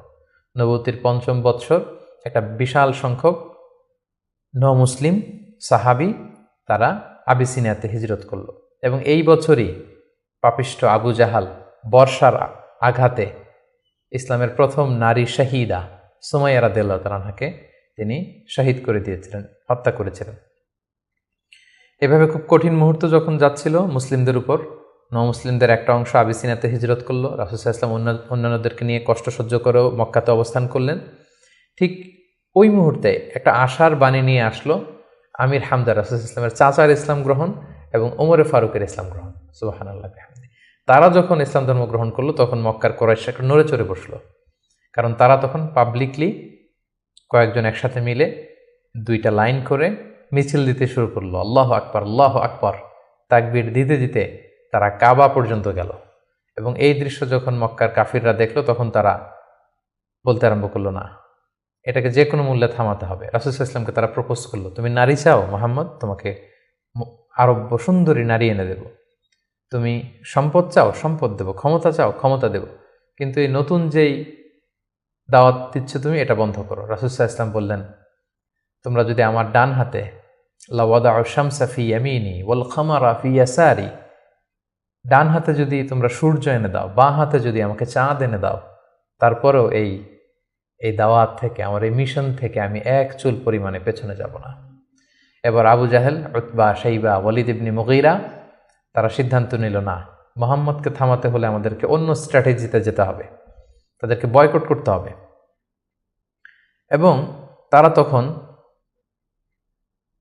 প্রপোজ করলো যে আমরা বয়কট করব। আবু তালেবকে বলল, আবু তালেব, তোমার ভাতিজা তোমার শেল্টারে আমাদের সমাজে বিশৃঙ্খলা তৈরি করছে, নতুন ধর্মের দাওয়াত দিচ্ছে, হয় মুহাম্মদকে আমাদের হাতে তুলে দাও, তা না হলে বয়কট, তোমাদেরকে আমরা বয়কট করতে বাধ্য হব। আবু তালেব বললেন যে না, পিতাহারা মাতাহারা মুহাম্মদকে আমি ছোটবেলা থেকে লালন পালন করেছি, আমার ভাতিজার কোনো ক্ষতি আমি হতে দিব না। তারা বয়কটের ঘোষণা দিল। তারা বলল, আমরা সবাই মিলে এই বানু হাশিমকে বয়কট করলাম, তোমাদের সাথে আমাদের কোনো বিবাহ হবে না, কোনো অর্থনৈতিক চুক্তি হবে না, আমরা কোনো পণ্য বিক্রি করব না, তোমাদের থেকে কিনবো না, কথা বলবো না, তোমাদেরকে বয়কট। 3 বছর শিয়াবে আবি তালেবে রাসূল সাল্লাল্লাহু আলাইহি ওয়াসাল্লামের চাচা এবং মুসলিমরা এই বয়কটের মধ্যে ছিলেন। প্রথম বছর তারা ছাগল পালতো, যেহেতু ছাগল জবাই করে খেয়েছে। তারপরের বছর ছাগলের চামড়া, এবং অনেক সাহাবী ছাগলের চামড়া, গাছের ছাল খেয়ে বেহুশ হয়ে থাকতো, যেহেতু কোনো খাবার দাবারের ব্যবস্থা ছিল না। ঠিক নবুয়তের 7ম বৎসরে এই বয়কট শুরু হলো 10ম বৎসর পর্যন্ত। 3টি বছর তারা এই বয়কটের মধ্য দিয়ে গিয়েছে। এবং রাসূল সাল্লাল্লাহু আলাইহি ওয়াসাল্লাম নবুয়তের 10ম বৎসরে চাচা আবু তালেবকে বললেন যে, চাচা, আল্লাহ তাআলা আমাকে জানিয়েছেন যে তারা যে বয়কটের যে ধারাগুলো লিখেছিল, যে আমাদের কাছে পণ্য বিক্রি করবে না, আমাদের সাথে বিয়ে শাদী হবে না, কথাবার্তা হবে না, এবং এই ধারাগুলো লিখে তারা একটা কাগজে এটাকে কাবা ঘরের ছাদের উপরে ঝুলিয়ে দিয়েছিল। রাসূল সাল্লাল্লাহু আলাইহি ওয়াসাল্লাম বললেন যে, চাচা, আপনি তাদের কাছে যান, যে বলুন যে আল্লাহ তাআলা আমাকে জানিয়েছে উই পোকা এসে তাদের ধারার প্রতিটি কথা উই পোকা খেয়ে ফেলেছে, সেখানে শুধু আল্লাহ এই শব্দটা অবশিষ্ট আছে। আমি যদি নবী না হই তাহলে তো এটা আমার পক্ষে বলা সম্ভব না। আবু তালেব যে বললেন, শোনো, আমার ভাতিজা মুহাম্মদ বলেছে যে তোমাদের ধারার প্রতিটি কথা উই পোকা খেয়ে ফেলেছে, যেটা তোমরা কাবা ঘরে লটকে রেখেছো গত 3 বছর, যাও যেয়ে দেখো। যদি দেখো মুহাম্মদ যা জানিয়েছে এটা মিথ্যা, তাহলে মুহাম্মদকে তোমাদের হাতে তুলে দেবো, আর যদি সত্য হয় তাহলে এই বয়কট তোমরা ভেঙে দিতে হবে। তারা যে তাই দেখলো, রাসূল সাল্লাল্লাহু আলাইহি ওয়াসাল্লাম যেমনটি বলেছেন, কোনো লেখা সেই নথিপত্রে নেই, শুধু আল্লাহ নামটি ছাড়া। এটা দেখে তাদের কারো কারোর মধ্যে ভয় আসলো যে না, এতটা আমাদের আত্মীয়, এরা একই বংশের লোক, একই সমাজের লোক, এটা করা ঠিক হবে না। নবুয়তির 10ম বৎসর এই বয়কটকে তারা উঠিয়ে নিল। কিন্তু তার চেয়েও দুঃখজনক ঘটনা আমাদের জন্য সামনে অপেক্ষা করছে। সেটা হচ্ছে নবুয়তির 10ম বৎসর রাসূল সাল্লাল্লাহু আলাইহি ওয়াসাল্লামের এই চাচা আবু তালেব ইন্তেকাল করলো, যিনি রাসূল সাল্লাল্লাহু আলাইহি ওয়াসাল্লামকে পলিটিক্যাল শেল্টার দিতেন, এবং রাসূল সাল্লাল্লাহু আলাইহি ওয়াসাল্লামকে ঘরে যিনি শক্তি যোগাতেন, সাহস যোগাতেন এবং ফিনান্সিয়াল সাপোর্ট দিতেন, তার সেই প্রিয়তমা স্ত্রী খাদিজা রাদিয়াল্লাহু তাআলা আনহা নবুয়তির 10ম বৎসরে চাচার ইন্তেকালের 6 মাস পরে ইন্তেকাল করলেন। রাসূল সাল্লাল্লাহু আলাইহি ওয়াসাল্লাম তখন সাউদা বিনতে জামাআ রাদিয়াল্লাহু তাআলা আনহাকে বিয়ে করলেন। আয়েশা রাদিয়াল্লাহু তাআলা আনহার সাথে বিয়ের কন্ট্রাক্ট অর্থাৎ আকদ হলো, কিন্তু সংসার শুরু হয়নি। কিন্তু এখন তো রাসূল সাল্লাল্লাহু আলাইহি ওয়াসাল্লামকে বাঁচানোর মতো কেউ নেই, শেল্টার দেওয়ার মতো কেউ নেই। এখন তো যে কেউ রাসূল সাল্লাল্লাহু আলাইহি ওয়াসাল্লামের উপর অ্যাটাক করতে পারে। তাই রাসূল সাল্লাল্লাহু আলাইহি ওয়াসাল্লাম পাশের শহর টুইন সিটি তায়েফে চলে গেলেন। তায়েফের লোকদেরকে দাওয়াত দিলেন। নবুয়তির 10ম বছরেই তিনি তায়েফে চলে গেলেন। কিন্তু আমরা তায়েফের ঘটনা জানি। To make the long story short, সেখানে তিনি রিজেক্টেড হলেন, পাথর মারা হলো, রক্তাক্ত হয়ে তিনি ফিরে আসলেন এক খেজুর বাগানের ভেতরে। ফজরের সময় তিনি যখন তেলাওয়াত করছিলেন, একদল জিন যাচ্ছিল এবং তারা রাসূল সাল্লাল্লাহু আলাইহি ওয়াসাল্লামের কণ্ঠের তেলাওয়াত শুনে জিন জাতি ঈমান এনে ফেলল। আল্লাহ তাআলা বোঝাতে চাইলেন, নবী হে, মক্কায় নির্যাতিত হয়ে তায়েফে গিয়েছেন, তায়েফে রক্তাক্ত হয়েছেন, রিজেক্টেড হয়েছেন, তায়েফের লোকের আপনার কথা শুনেনি, কিন্তু অদৃশ্য জগতের এক জাতি, জিন জাতি, আপনার এই কথা শুনে ঈমান এনে মুসলমান হয়ে গিয়েছে। সুবহানাল্লাহ। তায়েফে যখন তিনি রিজেক্টেড হলেন, এবার তিনি কোথায় যাবেন? মক্কাতে আসলে এখানে মৃত্যু অপেক্ষা করছে। তায়েফে তিনি আশ্রয় পেলেন না। এবার তিনি মক্কার অনতি দূরে দাঁড়িয়ে একজন লোককে পাঠালেন যে যাও, যে বলো যে কেউ কি নেই আমাকে শেল্টার দিবে? আমার তো এটা আমার শেকড়, জন্মভূমি, আমার বাবা দাদা সবাই এ এলাকার, আমার স্মৃতি, শৈশব কৈশোর সব এখানে। আমি তো তোমাদের সাথে কোনো খারাপ আচরণ কখনো করিনি, কাউকে ঠকাইনি, আমাকে থাকবার জন্য কি কেউ আশ্রয় দিবে না? কেউ তখন আবু জাহেল, উতবা, সাইবার ভয়ে রাসূল সাল্লাল্লাহু আলাইহি ওয়াসাল্লামকে আমান বা সিকিউরিটি দিতে রাজি হলো না, একজন লোক ছাড়া। তিনি হচ্ছেন মুতঈম ইবনে আদি। যদিও সে মুশরিক, কিন্তু রাসূল সাল্লাল্লাহু আলাইহি ওয়াসাল্লামকে শেল্টার বা আমান দেওয়ার জন্য রাজি হলো। আল্লাহর মেহেরবানি, এই মুশরিক মুতঈম ইবনে আদির শেল্টারে রাসূল সাল্লাল্লাহু আলাইহি ওয়াসাল্লাম মক্কায় ঢুকলেন, তাওয়াফ করলেন, মক্কায় থাকতে আরম্ভ করলেন। কিন্তু মক্কার পরিবেশ পরিস্থিতি মোটেও রাসূল সাল্লাল্লাহু আলাইহি ওয়াসাল্লামের অনুকূলে নয়। রাসূল সাল্লাল্লাহু আলাইহি ওয়াসাল্লাম খুব কষ্টে দিনাতিপাত করতে লাগলেন। কিছুদিন আগে চাচা হারিয়েছেন, ঘরের স্ত্রী খাদিজা রাদিয়াল্লাহু তাআলা আনহাকে হারিয়েছেন, তায়েফে যে নির্যাতিত হয়েছেন, ডানে বায়ে সামনে পেছনে সাহস জোগানোর মতো কেউ নেই। রাসূল সাল্লাল্লাহু আলাইহি ওয়াসাল্লামের হৃদয়টা ভেঙে চুরমার খান খান। ঠিক সে মুহূর্তে নবুয়তির 11তম বৎসরে রাসূল সাল্লাল্লাহু আলাইহি ওয়াসাল্লামের হৃদয়টাকে আনন্দ দিয়ে ভরে দেবার জন্য স্পেশাল মিটিংয়ে রাসূল সাল্লাল্লাহু আলাইহি ওয়াসাল্লামকে ডেকে নিলেন আল্লাহ তাআলা তার আরশে। আল্লাহ তাআলা নাজিল করলেন, সুবহানাল্লাযী আসরা বিআবদিহি লাইলাম মিনাল মাসজিদিল হারাম ইলাল মাসজিদিল আকসা। তিনি মসজিদে হারাম থেকে এক রাত্রিবেলা রাসূল সাল্লাল্লাহু আলাইহি ওয়াসাল্লামকে জিবরাইল আলাইহিস সালামের মারফত তিনি মসজিদে আকসায় নিলেন। সেখান থেকে 7 আকাশ ভ্রমণ করিয়ে আল্লাহর আরশে নিয়ে গেলেন। সুবহানাল্লাহ। সেখানে সালাত ফরজ করা হলো। রাসূল সাল্লাল্লাহু আলাইহি ওয়াসাল্লামের সাথে একান্তে আল্লাহ তাআলা কথোপকথন করলেন। রাসূল সাল্লাল্লাহু আলাইহি ওয়াসাল্লামের মন ভালো করে দিলেন। মেরাজ থেকে তিনি ফিরে আসলেন, কিন্তু এখন যাবেন কোথায়? মক্কায় তো থাকার পরিবেশ নেই। তখন তিনি ওনার গ্লোবাল নেভিগেশন এটা বাড়ানোর জন্য ট্রাই করলেন যে ফরেন লোক আমি পাই কিনা, যে বিদেশে কোথাও যেয়ে থাকা যায় কিনা, প্রবাসে। রাসূল সাল্লাল্লাহু আলাইহি ওয়াসাল্লাম তখন হজের মৌসুমটাকে বেছে নিলেন, কারণ হজে মক্কায় হাজার হাজার লোক চারদিক থেকে আসতো এবং হজের মৌসুমগুলোতে আবু জাহেল, উতবা, সাইবা, ওয়ালিদ ইবনে মুগীরা তারা মক্কায় প্রবেশের যে প্রধান ফটক বা গেটে সেখানে দাঁড়িয়ে হাজিদেরকে বলতো, খবরদার, মক্কার যেখানে মনে চায় যাও, মানাসিকুল হজ পালন করো, কিন্তু মক্কায় একজন পাগল আছে, তার নাম মুহাম্মদ, তার কাছে যেও না, সে এমন কথা বলবে তোমাকেও পাগল বানায় ফেলবে। আমরা জানি যে আল ইনসানু হারিসুন আলা মা মুনিআ, মানুষকে যেটা থেকে বারণ করা হয় মানুষের সেটার ব্যাপারে আগ্রহ থাকে বেশি। সবাই তখন মক্কায় যে খুঁজতে আরম্ভ করলো যে কে এই মুহাম্মদ। যারাই রাসূল সাল্লাল্লাহু আলাইহি ওয়াসাল্লামের কাছে আসতো, রাসূল সাল্লাল্লাহু আলাইহি ওয়াসাল্লাম তাদেরকে আল্লাহ নাজিল করা কোরআন তেলাওয়াত শোনায় দিতেন এবং রাসূল সাল্লাল্লাহু আলাইহি ওয়াসাল্লামের কণ্ঠে কোরআন তেলাওয়াত শুনে এরকম অনেক ভিনদেশী মুসলমান হয়ে গিয়েছিল। সুবহানাল্লাহ বিহামদিহি। কিন্তু রাসূল সাল্লাল্লাহু আলাইহি ওয়াসাল্লামের তো একটা সেটেলমেন্ট লাগবে। কোথায় যাবেন তিনি? তিনি মিনাতে এবং আকাবাতে খুঁজতে আরম্ভ করলেন। নবুয়তির 11তম বৎসরে খুঁজতে খুঁজতে হঠাৎ মিনার একটা টেন্টে, তাঁবুতে তিনি ঢুকলেন। 6 জন লোক সেখানে বসা। রাসূল সাল্লাল্লাহু আলাইহি ওয়াসাল্লাম জিজ্ঞেস করলেন, তোমরা কারা? তারা বলল, আমরা খাজরাজ গোষ্ঠীর মানুষ, ইয়াসরিব আমাদের বাড়ি। মদিনার পুরো নাম ছিল ইয়াসরিব। তাদের সংখ্যা ছিল মাত্র 6 জন। সুবহানাল্লাহ। আসলে পৃথিবীতে যত বড় কাজ হয়েছে, যত বিপ্লব হয়েছে, এগুলো কিন্তু হয়েছে সামান্য কয়েকজন লোক থেকে শুরু হয়েছে, পরে এটা বিপ্লবের রূপ নিয়েছে। এই যে দেখেন, ইমানের বীজ আল্লাহ তাআলা কিভাবে এই 6 জন লোকের মাধ্যমে মদিনাতে পৌঁছাবে। রাসূল সাল্লাল্লাহু আলাইহি ওয়াসাল্লাম বললেন, তোমরা খাজরাজের 6 জন? কোন খাজরাজ, কোন ইয়াসরিব? ওই যে ইয়াসরিবের পাশে ইহুদিরা বাস করে? তারা বললেন হ্যাঁ। রাসূল সাল্লাল্লাহু আলাইহি ওয়াসাল্লাম বললেন, তোমাদের কি কিছু সময় হবে, আমি তোমাদের কিছু শোনাবো? তারা বললেন হ্যাঁ, শোনান। রাসূল সাল্লাল্লাহু আলাইহি ওয়াসাল্লাম কোরআনের আয়াত তেলাওয়াত করলেন। তারা যতই শুনতে লাগলো, অভিভূত হতে লাগলো, মোহিত হতে লাগলো। রাসূল সাল্লাল্লাহু আলাইহি ওয়াসাল্লামের হাতে হাত রেখে শাহাদা পড়ে তারা মুমিন হয়ে গেল। এবং রাসূল সাল্লাল্লাহু আলাইহি ওয়াসাল্লাম বললেন, যাও, তোমরা এই কোরআনের কথা, আমি যে নবী, আমি যে শেষ নবী, এই কথা তোমাদের লোকালয়ে, তোমাদের জনপদে যেয়ে তোমরা বলো। এবং তারা যে ইয়াসরিবে ফিরে যে আরও 6 জনকে নিয়ে পরের বছর আসলো, নবুতির 12তম বৎসর। রাসূল সাল্লাল্লাহু আলাইহি ওয়াসাল্লাম খুঁজে খুঁজে হাজিদের তাঁবু খুঁজে খুঁজে সেই 12 জনের তাঁবুতে গেলেন এবং তারা 12 জন রাসূল সাল্লাল্লাহু আলাইহি ওয়াসাল্লামের হাতে হাত রেখে একটা শপথ করেছিলেন। এটাকে বলা হয় বাইআতুল আকাবা আল উলা, আকাবার প্রথম শপথ। মিনার পাশেই যে পাহাড় বেষ্টিত এরিয়া, এটাকে আকাবা বলে। এই আকাবার প্রথম শপথে 12 জন তারা রাসূল সাল্লাল্লাহু আলাইহি ওয়াসাল্লামের হাতে হাত রেখে শপথ করলো যে, নবী আপনি যা বলেন আমরা তাই শুনব, আপনি যে আদেশ দেন সেটাই আমরা মাথা পেতে নেব। রাসূল সাল্লাল্লাহু আলাইহি ওয়াসাল্লাম খুশি হলেন, তার হৃদয়ে আশার সঞ্চার হলো যে না, হয়তো ইয়াসরিবে আমি চলে যেতে পারবো। এবং এই 12 জনকে সাথে করে রাসূল সাল্লাল্লাহু আলাইহি ওয়াসাল্লাম মক্কার একজন নমুসলিম সাহাবীকে পাঠালেন, যার নাম হচ্ছে মুসআব।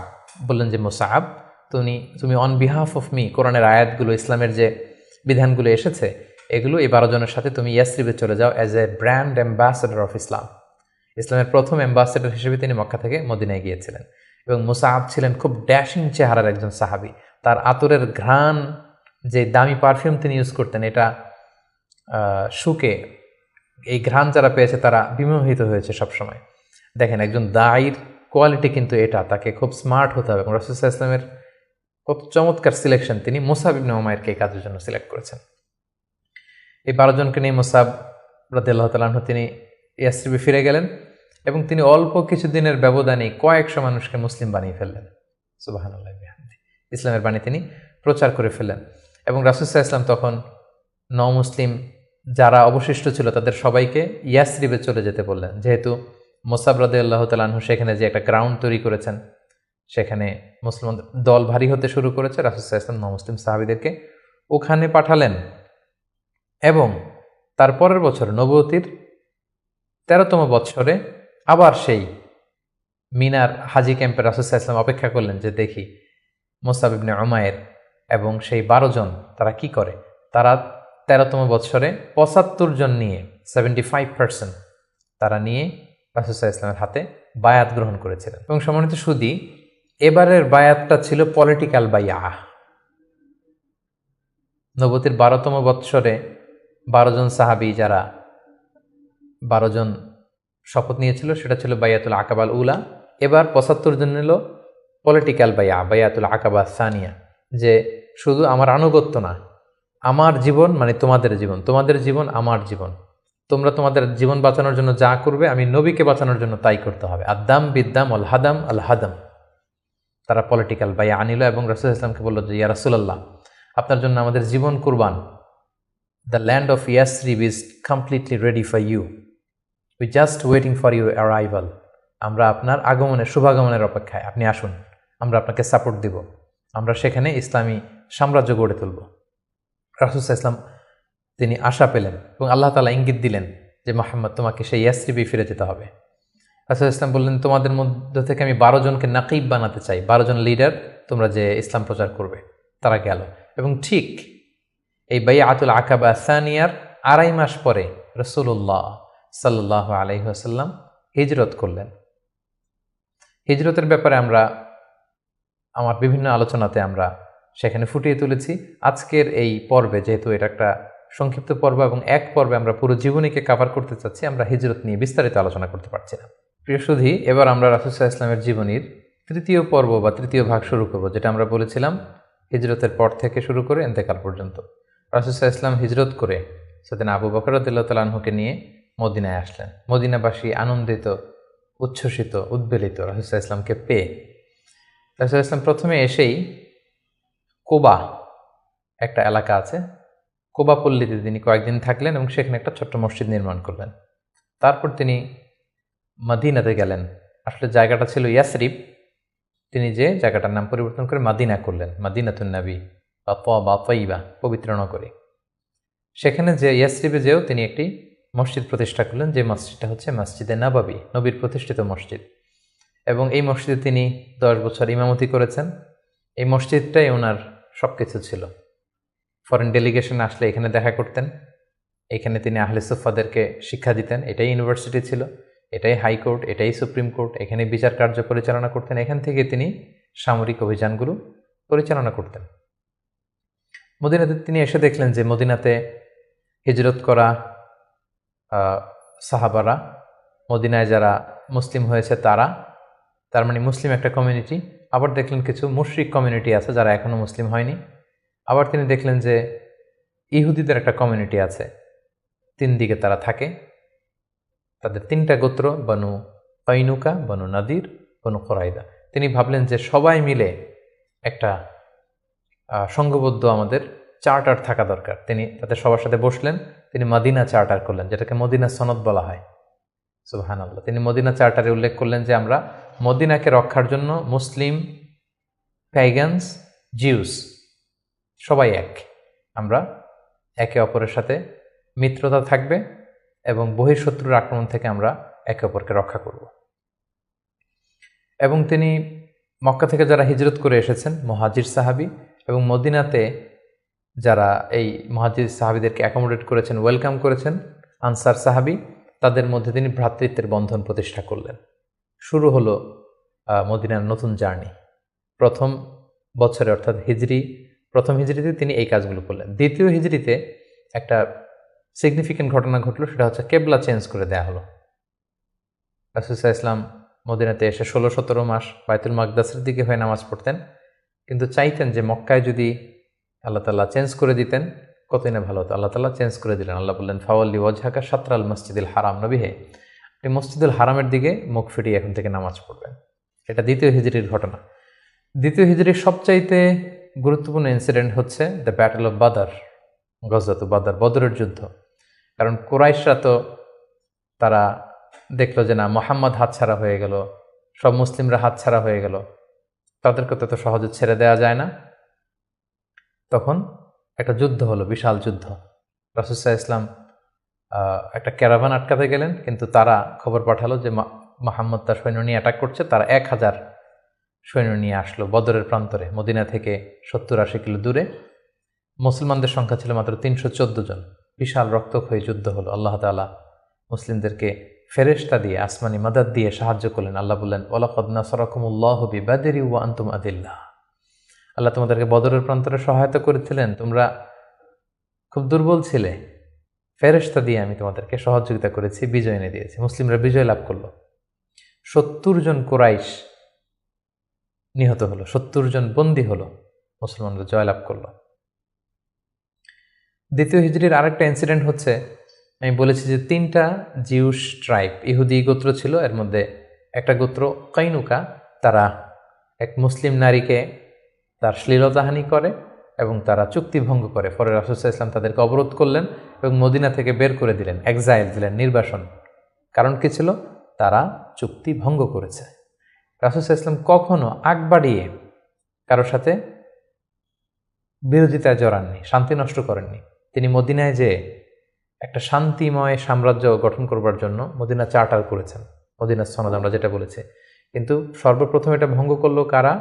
বনু কাইনুকা নামে যে ইহুদি গোত্র আছে তারা। ফলে রাসূল সাল্লাল্লাহু আলাইহি ওয়াসাল্লাম তাদেরকে নির্বাসন দিলেন। এবং দ্বিতীয় হিজরিতে রোজার বিধান এবং জাকাতের বিধানকে ফরজ করা হলো। তৃতীয় হিজরির সবচেয়ে গুরুত্বপূর্ণ ঘটনা হচ্ছে উহুদের যুদ্ধ। কারণ 1 বছর আগে দ্বিতীয় হিজরিতে কুরাইশদের 70 জন নিহত হয়েছে, 70 জন বন্দী হয়েছে। তাদের যেই ক্ষত, ঘা, এটা শুকায়নি। সেটা প্রতিশোধ নেওয়ার জন্য তারা আসলো 3000 সৈন্য নিয়ে। মুসলিমরা ছিল মাত্র 1000। ইনিশিয়ালি রাসূল সাল্লাল্লাহু আলাইহি ওয়াসাল্লামের কিছু দিক নির্দেশনা অমান্য করার কারণে মুসলিমরা পরাজিত হতে আরম্ভ করলো, কিন্তু শেষের দিকে তারা আবার যুদ্ধে একটা ব্যালেন্স তৈরি করলো। কিন্তু তারপরেও 70 জন মুসলিম এই যুদ্ধে শহীদ হয়েছেন। এবং রাসূল সাল্লাল্লাহু আলাইহি ওয়াসাল্লাম তার প্রিয়তম চাচা হামজা ইবনে আব্দুল মুত্তালিব, যাকে সাইয়্যিদুশ শুহাদা ঘোষণা দেওয়া হয়েছে, এবং যে মুসআব ইবনে উমাইরকে দ্য ফার্স্ট অ্যাম্বাসেডর করে তিনি পাঠিয়েছিলেন, এই যুদ্ধে তিনিও শহীদ হয়েছেন। 70 জন সাহাবীকে রাসূল সাল্লাল্লাহু আলাইহি ওয়াসাল্লাম হারিয়েছেন সেই যুদ্ধে। তৃতীয় হিজরিতে রাসূল সাল্লাল্লাহু আলাইহি ওয়াসাল্লাম হাফসা রাদিয়াল্লাহু তাআলা আনহাকে বিয়ে করেন, জাইনাব বিনতে খুজাইমাকে বিয়ে করেন। এবং তৃতীয় হিজরি সনে ফাতিমা রাদিয়াল্লাহু তাআলা আনহা, আলী রাদিয়াল্লাহু তাআলা আনহার ঘরকে উজালা করে রাসূল সাল্লাল্লাহু আলাইহি ওয়াসাল্লামের প্রথম নাতি হাসান রাদিয়াল্লাহু তাআলা আনহু জন্মগ্রহণ করেছিলেন। চতুর্থ হিজরির একটা মর্মান্তিক ঘটনা হচ্ছে বীরে মাউনার ঘটনা। নজদ থেকে কিছু লোক এসে রাসূল সাল্লাল্লাহু আলাইহি ওয়াসাল্লামকে বললেন, আপনি কিছু সাহাবাকে, কারি সাহাবাকে, হাফেজ সাহাবাদেরকে আমাদের সাথে পাঠান, তারা নজদে এসে আমাদেরকে ইসলাম শেখাবে। রাসূল ইসলাম 70 জন কারি সাহাবাকে বিশ্বাস করে পাঠিয়েছিলেন যে তাদেরকে নিয়ে যাও, তারা ইসলাম শেখাবে, কিন্তু তারা বিশ্বাসঘাতকতা করে এই সাহাবীদেরকে হত্যা করেছিল। এটা বীরে মাউনার ঘটনা। রাসূল ইসলাম অত্যন্ত মর্মাহত হয়েছিলেন। এবং 4র্থ হিজরির আরেকটা ঘটনা হচ্ছে যে বনু নাদির, ইহুদিদের যে দ্বিতীয় গোষ্ঠী, বনু নাদিরকে রাসূল সাল্লাল্লাহু আলাইহি ওয়াসাল্লাম নির্বাসন দিয়েছিলেন, মদিনা থেকে বের করে দিয়েছিলেন। কারণ কি? একই ঘটনা, বিশ্বাসঘাতকতা, দ্য ট্রেচারি, বিশ্বাসঘাতকতার কারণে। রাসূল সাল্লাল্লাহু আলাইহি ওয়াসাল্লাম আবু বকর, ওমর ফারুককে নিয়ে রক্তপণ কালেকশন করবার জন্য সেখানে গিয়েছিলেন এবং তারা বলল যে হ্যাঁ, আমরা এটাতে অংশগ্রহণ করবো, আপনি আসুন। কিন্তু তারা প্ল্যান করে রেখেছিল যে রাসূল সাল্লাল্লাহু আলাইহি ওয়াসাল্লামকে এমন একটা ঘরের নিচে বসাবেন যেই ঘরের উপর থেকে একজন ইহুদি বড় একটা পাথরের খণ্ড রাসূল সাল্লাল্লাহু আলাইহি ওয়াসাল্লামের মাথায় নিক্ষেপ করবেন, যাতে রাসূল সাল্লাল্লাহু আলাইহি ওয়াসাল্লাম সেখানে নিহত হন। এই প্ল্যান করে রাসূল সাল্লাল্লাহু আলাইহি ওয়াসাল্লামকে ঠিক ওই লোকেশনে যখন ডাকলেন, রাসূল সাল্লাল্লাহু আলাইহি ওয়াসাল্লাম যাচ্ছিলেন, ইন দ্য মিন টাইম আল্লাহ তাআলা রাসূল সাল্লাল্লাহু আলাইহি ওয়াসাল্লামকে সব জানিয়ে দিলেন তাদের কনস্পাইরেসি। জিবরাইল আলাইহিস সালাম বললেন, ইয়া রাসূলুল্লাহ, এই মুহূর্তে এখান থেকে আপনি চলে যান মদিনায়। মদিনায় আসলেন, এসে বিশাল বাহিনী গঠন করে বনু নাদিরকে তিনি ঘেরাও করলেন এবং তাদেরকে এই এলাকা থেকে উৎখাত করলেন এই বিশ্বাসঘাতকতার কারণে। যেহেতু মদিনা চার্টার ছিল একে অপরের শুভ কামনা করবে, শুভাকাঙ্ক্ষী হবে, মিত্র হিসেবে কাজ করবে, কিন্তু তারা রাসূল সাল্লাল্লাহু আলাইহি ওয়াসাল্লামকে হত্যার ষড়যন্ত্র করেছিল। তাদেরকে রাসূল সাল্লাল্লাহু আলাইহি ওয়াসাল্লাম এখান থেকে বের করে দিলেন। এবং 4র্থ হিজরিতে মদকে আল্লাহ তাআলা হারাম ঘোষণা করলেন। এটা ছিল একটা গুরুত্বপূর্ণ ঘটনা। 5ম হিজরিতে অনেকগুলো ঘটনা ঘটেছে, এর মধ্যে অন্যতম হচ্ছে বনু মুস্তালিকের যুদ্ধ হয়েছিল। তারা রাসূল সাল্লাল্লাহু আলাইহি ওয়াসাল্লামকে অতর্কিত আক্রমণ করতে চেয়েছিল, রাসূল সাল্লাল্লাহু আলাইহি ওয়াসাল্লাম আগেই তাদেরকে আক্রমণ করে এলাকা দখল করলেন। এবং সেখান থেকে ফিরে আসবার সময় ইফকের যে ঘটনা আমরা জানি, আম্মা জান আয়েশা রাদিয়াল্লাহু তাআলা আনহাকে অপবাদ দেয়া হয়েছিল। সফওয়ান ইবনে মুআত্তাল রাদিয়াল্লাহু তাআলা আনহুর সাথে তার অবৈধ সম্পর্ক আছে বলে মুনাফিকরা ছড়িয়ে দিয়েছিল, নাউযুবিল্লাহ।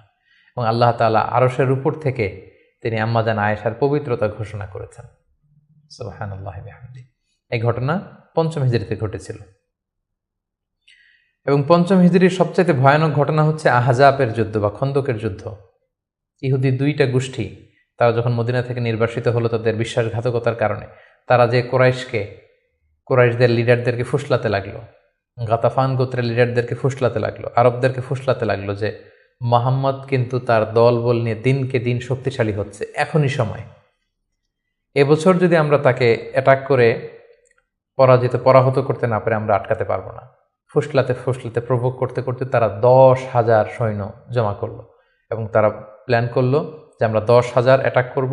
আর ইহুদিদের একটা গোত্র ছিল বনু কুরাইজা, তারা এখনো পর্যন্ত কোনো চুক্তি ভঙ্গ করেনি, ফলে আপ আনটিল দ্যাট টাইম তাদের সাথে রাসূল সাল্লাল্লাহু আলাইহি ওয়াসাল্লামের সুসম্পর্ক ছিল এক ধরনের।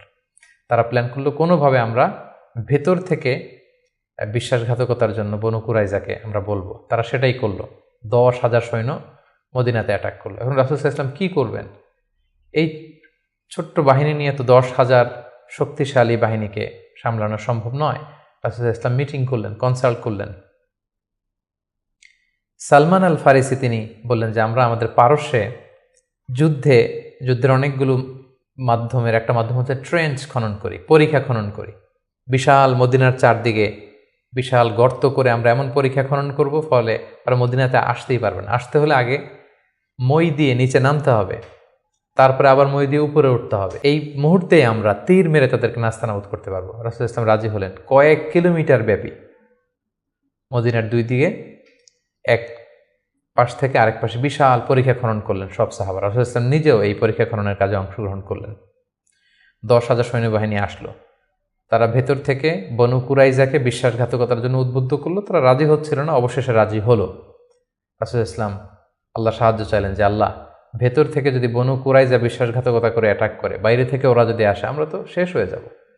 আল্লাহ তাআলা এমন তুফান দিলেন, এমন বাতাস দিলেন, এমন ঠান্ডা আবহাওয়া দিলেন, 10,000 সৈন্য, অস্ত্র শস্ত্রে সজ্জিত সৈন্য নাস্তানাবুদ হয়ে লণ্ডভণ্ড হয়ে কে কোথায় গেল, কাদের তাবু ভেঙে কে কোন দিকে ছুটলো, তারা নিজেরাও টের পেল না।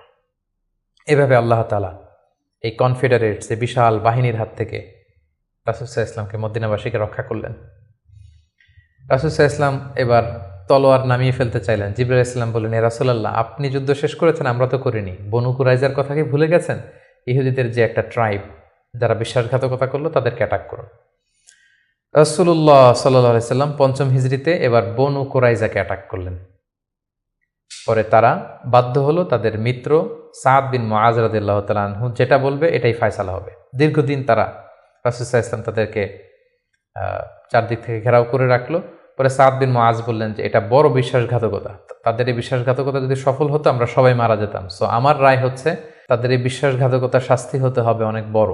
তাদের মধ্য থেকে যারা মুসলিমদের বিরুদ্ধে তলোয়ার ধরেছে তাদেরকে এক্সিকিউশন করা হবে, তাদের নারীদেরকে বন্দী করা হবে। রাসূল সাল্লাল্লাহু আলাইহি ওয়াসাল্লাম সাদ বিন মুআজের এই পরামর্শকে মেনে নিলেন, এই রায়কে মেনে নিলেন। ষষ্ঠ হিজরিতে রাসূলুল্লাহ সাল্লাল্লাহু আলাইহি সাল্লাম তিনি স্বপ্ন দেখলেন যে তিনি উমরা করছেন, এবং আমরা জানি নবীদের স্বপ্ন হচ্ছে ওহী। তিনি সাহাবীদের কাছে স্বপ্নের কথা জানালেন। 1400 সাহাবীকে নিয়ে তিনি উমরা করতে গেলেন, কিন্তু আমরা জানি যে উমরা করতে যেতে হবে মক্কায়। মক্কায় তো শত্রুর বসবাস, কুরাইশরা। তারা রাসূল সাল্লাল্লাহু আলাইহি ওয়াসাল্লামকে ঢুকতে দিল না। সাহাবারা বললেন, ইয়া রাসূলুল্লাহ যুদ্ধের ঘোষণা দিন, আমরা যুদ্ধ করব। রাসূল সাল্লাল্লাহু আলাইহি ওয়াসাল্লাম বললেন, আমি যুদ্ধ করতে আসিনি, আমি উমরা করতে এসেছি। তখন সেখানে রাসূল সাল্লাল্লাহু আলাইহি ওয়াসাল্লাম তাদের সাথে একটা ট্রিটি করলেন, পিস ট্রিটি, যেটাকে ঐতিহাসিকরা হুদায়বিয়া সন্ধি বলা হয়। এটা ষষ্ঠ হিজরির জিলকদ মাসে হয়েছিল। সেখানে ট্রিটিতে বলা হয়েছে যে এবছর মুসলমানরা উমরা করতে পারবে না, ফিরে যাবে উমরা ছাড়াই। আগামী বছর আমরা সুযোগ দিব, তবে মাত্র 3 দিনের জন্য আসবে, কোনো অস্ত্র ছাড়া উমরা করে চলে যাবে। সাহাবীরা এটা মানতেই চাচ্ছিলেন না। রাসূল সাল্লাল্লাহু আলাইহি ওয়াসাল্লাম বললেন যে থামো, আমরা এটাতেই রাজি। এবং তারা আরও কিছু ধারা দিল এই সন্ধির, যে মক্কা থেকে কেউ যদি মদিনাতে যায় মুসলিম হয়ে, মদিনাবাসী তাদেরকে ফেরত দিতে হবে, কিন্তু মদিনা থেকে কেউ মক্কায় আসলে মক্কাবাসী ফেরত দিতে বাধ্য থাকবে না। আর দুই পক্ষের সাথে যে কেউ অ্যালায়েন্স করতে পারবে। ফলে বনু খুজা গেল রাসূল সাল্লাল্লাহু আলাইহি ওয়াসাল্লামের পক্ষে, বনু বকর গেল কুরাইশদের পক্ষে। এভাবে হুদায়বিয়ার সন্ধিটি হলো। সাহাবারা কেউ মানতে পারল না। রাসূল সাল্লাল্লাহু আলাইহি ওয়াসাল্লাম বললেন, সন্ধি স্বাক্ষরিত হয়ে গিয়েছে, সবাই মাথার চুল হলক করে হালাল হয়ে যাও, আমরা এখন মদিনায় ফিরে যাব। কেউ হালাল হচ্ছিল না। পরে উম্মে সালামা রাদিয়াল্লাহু তাআলা আনহার পরামর্শে রাসূল সাল্লাল্লাহু আলাইহি ওয়াসাল্লাম নিজেই তার পশু জবাই করলেন, নিজের মাথা নিজে হাল্লাক দিয়ে তিনি মাথা মুন্ডন করলেন। ফলে সবাই সেটি করল। সাহাবীদের কাছে মনে হচ্ছিল যে এটা একটা অপমান। 1400 সাহাবী মুসলিম, সাদা এহরামের কাপড় পরে আমরা আসলাম, কিন্তু আমাদেরকে ঢুকতে দেয়া হলো না। রাসূল ইসলাম বললেন, না, এই সন্ধি আল্লাহ তাআলা বলেছেন যে ইন্না ফাতাহনা আলাকা ফাতহাম মুবিনা, নবী হে তোমাদেরকে আমি বিজয় দিব। এবং চূড়ান্ত বিজয়ের জন্য এই সন্ধিটা গুরুত্বপূর্ণ ছিল। কারণ এখন দাওয়াতি কাজ চারদিকে ছড়িয়ে দেওয়ার জন্য কিছুদিন যুদ্ধ বিগ্রহ বন্ধের দরকার আছে। আল্লাহ তাআলা এই সন্ধির মাধ্যমে কেমন যেন মুসলমানদেরকে সেই ফেভারটি দিলেন, সেই সুযোগটি করে দিলেন। সুবহানাল্লাহ। সপ্তম হিজরির গুরুত্বপূর্ণ একটি ঘটনা হচ্ছে খায়বার যুদ্ধ। রাসূল সাল্লাল্লাহু আলাইহি ওয়াসাল্লাম খায়বার বিজয় করলেন। মদিনা থেকে বেশ দূরে, ইহুদিদের সেখানে বিশাল পল্লী, বিশাল বসতি, এবং যাদেরকে তিনি নির্বাসন দিয়েছিলেন তারা যে সেখানে বসবাস করছিল। রাসূল সাল্লাল্লাহু আলাইহি ওয়াসাল্লাম খায়বার বিজয় করলেন, এবং খায়বার বিজিত হয়েছিল সাইয়েদনা আলী রাদিয়াল্লাহু তাআলা আনহুর হাতে। খায়বার যখন বিজয় হলো, খায়বারের বিশাল ল্যান্ড, খেজুর বাগান, রাসূল সাল্লাল্লাহু আলাইহি ওয়াসাল্লাম এগুলো পেলেন এবং চুক্তিতে আসলেন যে খায়বারের ইহুদিরা তারা সারা বছর জুড়ে যতটুকু খেজুর তারা উৎপাদন করবে এবং ফলমূল চাষ করবে তার অর্ধেক মদিনাতে দেয়া হবে। এবং খায়বার বিজয়ের পর থেকে কিন্তু বেসিকলি মদিনাতে সাহাবাদের একটু অর্থনৈতিক সচ্ছলতা ফিরে আসলো। এবং ইন দ্য মিন টাইম, সেই নবুয়তির 5ম বছরে যখন অত্যাচার হচ্ছিল, জাফর ইবনে আবি তালেব যখন তার সাথে করে রাসূল সাল্লাল্লাহু আলাইহি ওয়াসাল্লাম অনেককে নমুসলিমকে আবিসিনিয়ায় পাঠিয়েছিলেন, খায়বার বিজয়ের পরে রাসূল সাল্লাল্লাহু আলাইহি ওয়াসাল্লাম তাদেরকে নিয়ে আসলেন, তারা সবাই চলে আসলো। এবং এই সপ্তম হিজরিতে রাসূল সাল্লাল্লাহু আলাইহি ওয়াসাল্লাম আশেপাশের বড় বড় যে রাজা আছে, কিং আছে, সুপার পাওয়ার আছে, তাদের কাছে তিনি চিঠি লিখে পাঠালেন যে মিন মুহাম্মদ ইলা হিরাকল আদিমের রোম। এইভাবে সবার কাছে তিনি চিঠি লিখে পাঠালেন যে আসলিম তাসলাম, সালামুন আলা মানিত্তাবা আলো হুদা, শান্তি তাদের প্রতি যারা হেদায়েতকে মানে। ফলে ইন্টারন্যাশনাল ইসলামকে পৌঁছানোর একটা সুযোগ কিন্তু ঠিক তখন রাসূল সাল্লাল্লাহু আলাইহি ওয়াসাল্লামের হলো। এবং সপ্তম হিজরিতে রাসূল সাল্লাল্লাহু আলাইহি ওয়াসাল্লাম সাহাবাদেরকে নিয়ে উমরা করে আসলেন। এটাকে বলা হয় উমরাতুল কাদা। কারণ আমরা জানি যে ষষ্ঠ হিজরিতে তিনি উমরা করতে পারেননি, এবং সেই হুদায়বিয়া সন্ধির একটা ধারা ছিল এবছর ফিরে যেতে হবে, পরের বছর এসে উমরা করবে। রাসূলুল্লাহ সাল্লাল্লাহু আলাইহি ওয়াসাল্লাম পরের বছর যে উমরা করে আসলেন, এবং ঠিক সেই বছরই রাসূল সাল্লাল্লাহু আলাইহি ওয়াসাল্লাম মাইমুনা বিনতে হারিস রাদিয়াল্লাহু তাআলা আনহাকে বিয়ে করেছিলেন। অষ্টম হিজরিতে যে সমস্ত ঘটনা ঘটেছে তার মধ্যে থেকে অন্যতম হচ্ছে মুতার যুদ্ধ, রোমকদের বিরুদ্ধে, অনেক দূরের যুদ্ধ। তিনজন সেনাপতি রাসূল সাল্লাল্লাহু আলাইহি ওয়াসাল্লাম এখানে ফিক্স করে দিয়েছিলেন, যায়েদ বিন হারিসা, জাফর ইবনে আবি তালেব, আব্দুল্লাহ ইবনে রাওয়াহা। কোনো অভিযানে তিনি তিনজন সেনাপতি দেন না, এই যুদ্ধে তিনজনকে তিনি সেনাপতি করলেন। তারা তিনজনই বুঝতে পেরেছেন যে তারা প্রত্যেকে শহীদ হবেন, এবং সেটাই ঘটেছিল। রাসূল ইসলাম তাদের জন্য দোয়া করেছিলেন। সবশেষে খালিদ বিন ওয়ালিদ রাদিয়াল্লাহু তাআলা আনহুর নেতৃত্বে মুতার যুদ্ধ বিজয় হয়।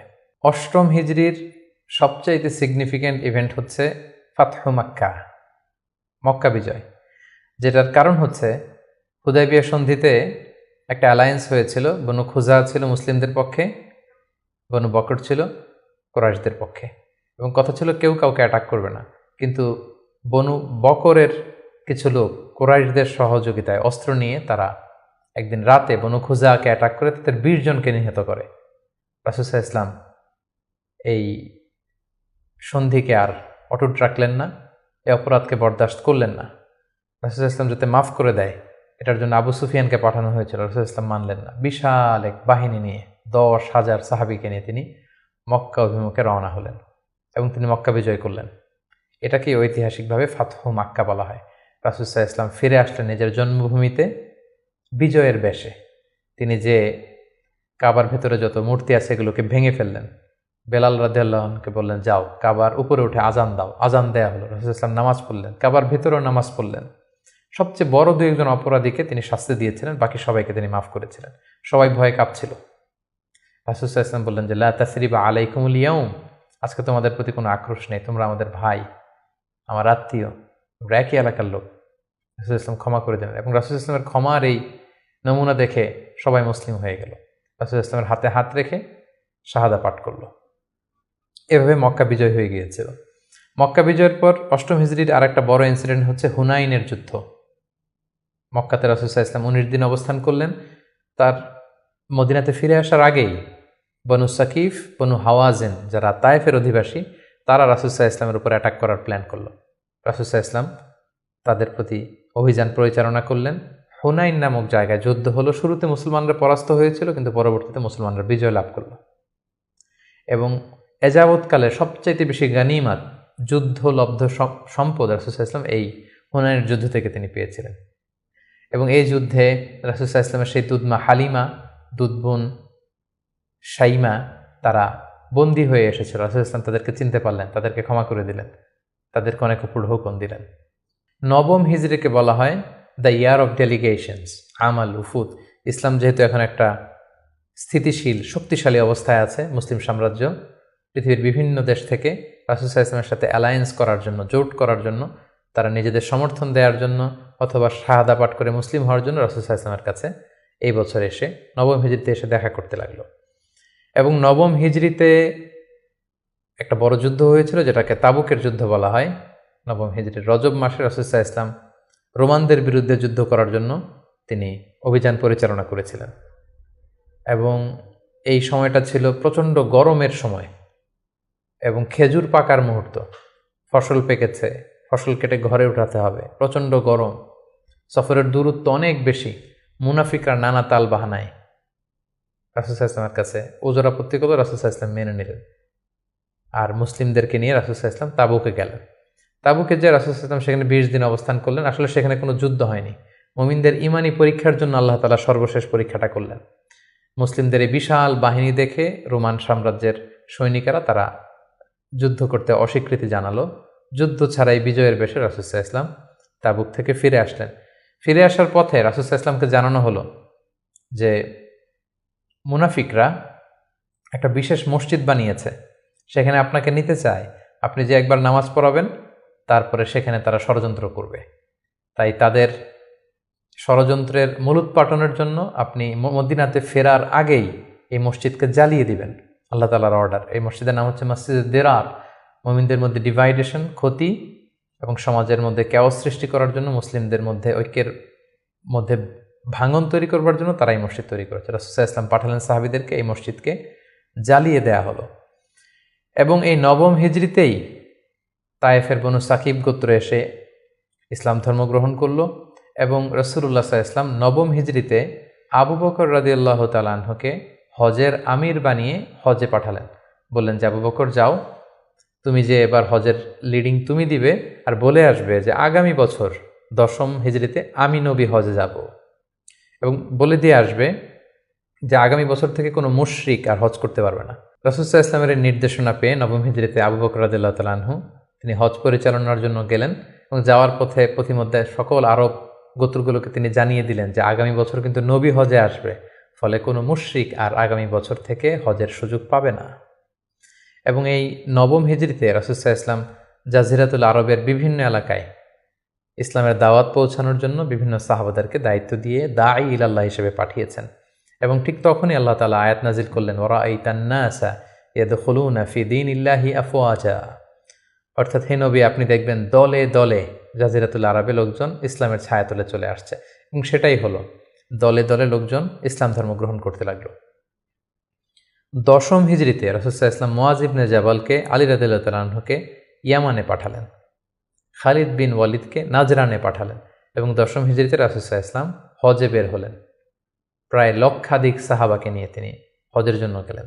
সহিহ মুসলিমের বর্ণনা, জাবের রাদিয়াল্লাহু তাআলা আনহু বলেন, মদিনা থেকে জুলহুলাইফা থেকে হেরাম বেদে রাসূল সাল্লাল্লাহু আলাইহি ওয়াসাল্লাম যখন বেরোলেন, আমি তাকিয়ে দেখি ডানে হাজার হাজার সাহাবী, বায়ে হাজার হাজার সাহাবী, সামনে পেছনে হাজার হাজার মানুষ। যেখান দিয়ে যাচ্ছে লোকজন রাসূল সাল্লাল্লাহু আলাইহি ওয়াসাল্লামের কাফেলার সাথে হজের জন্য যুক্ত হচ্ছে। রাসূল সাল্লাল্লাহু আলাইহি ওয়াসাল্লামের এই হজটাকে বিদায় হজ বলা হয়, এবং এই বিদায় হজে তিনি একটা ঐতিহাসিক ভাষণ দিয়েছিলেন, যেটাকে বিদায় হজের ভাষণ বলা হয়। দিনটা ছিল জুমাবার। রাসূল সাল্লাল্লাহু আলাইহি ওয়াসাল্লাম তিনি আরাফার ময়দানে জিলহজ মাসের 9 তারিখে ঐতিহাসিক ভাষণ দিয়েছিলেন, এই বিদায় হজের ভাষণ, যেখানে তিনি জাহিলিয়াতকে কবর দিয়েছিলেন। জাহিলিয়াতের সবকিছু তিনি সেদিন ড্যামলিশ করেছিলেন। সুদকে তিনি পায়ের নিচে স্থান দিয়েছিলেন, এবং সেখানে তিনি মানবতার কথা বলেছেন, উইমেন রাইটসের কথা বলেছেন, নারী অধিকারের কথা, শ্রমিকদেরকে নিয়ে তিনি সেদিন কথা বলেছেন, সেখানে ভ্রাতৃত্বের কথা তিনি বলেছেন, সেখানে শিরকের বিরুদ্ধে তিনি আওয়াজ তুলেছেন। সেই ঐতিহাসিক বিদায় হজের ভাষণে তিনি মানুষদেরকে কল্যাণের পথে আহ্বান করেছেন, এবং তিনি বলেছেন আমিরের আনুগত্যের কথা।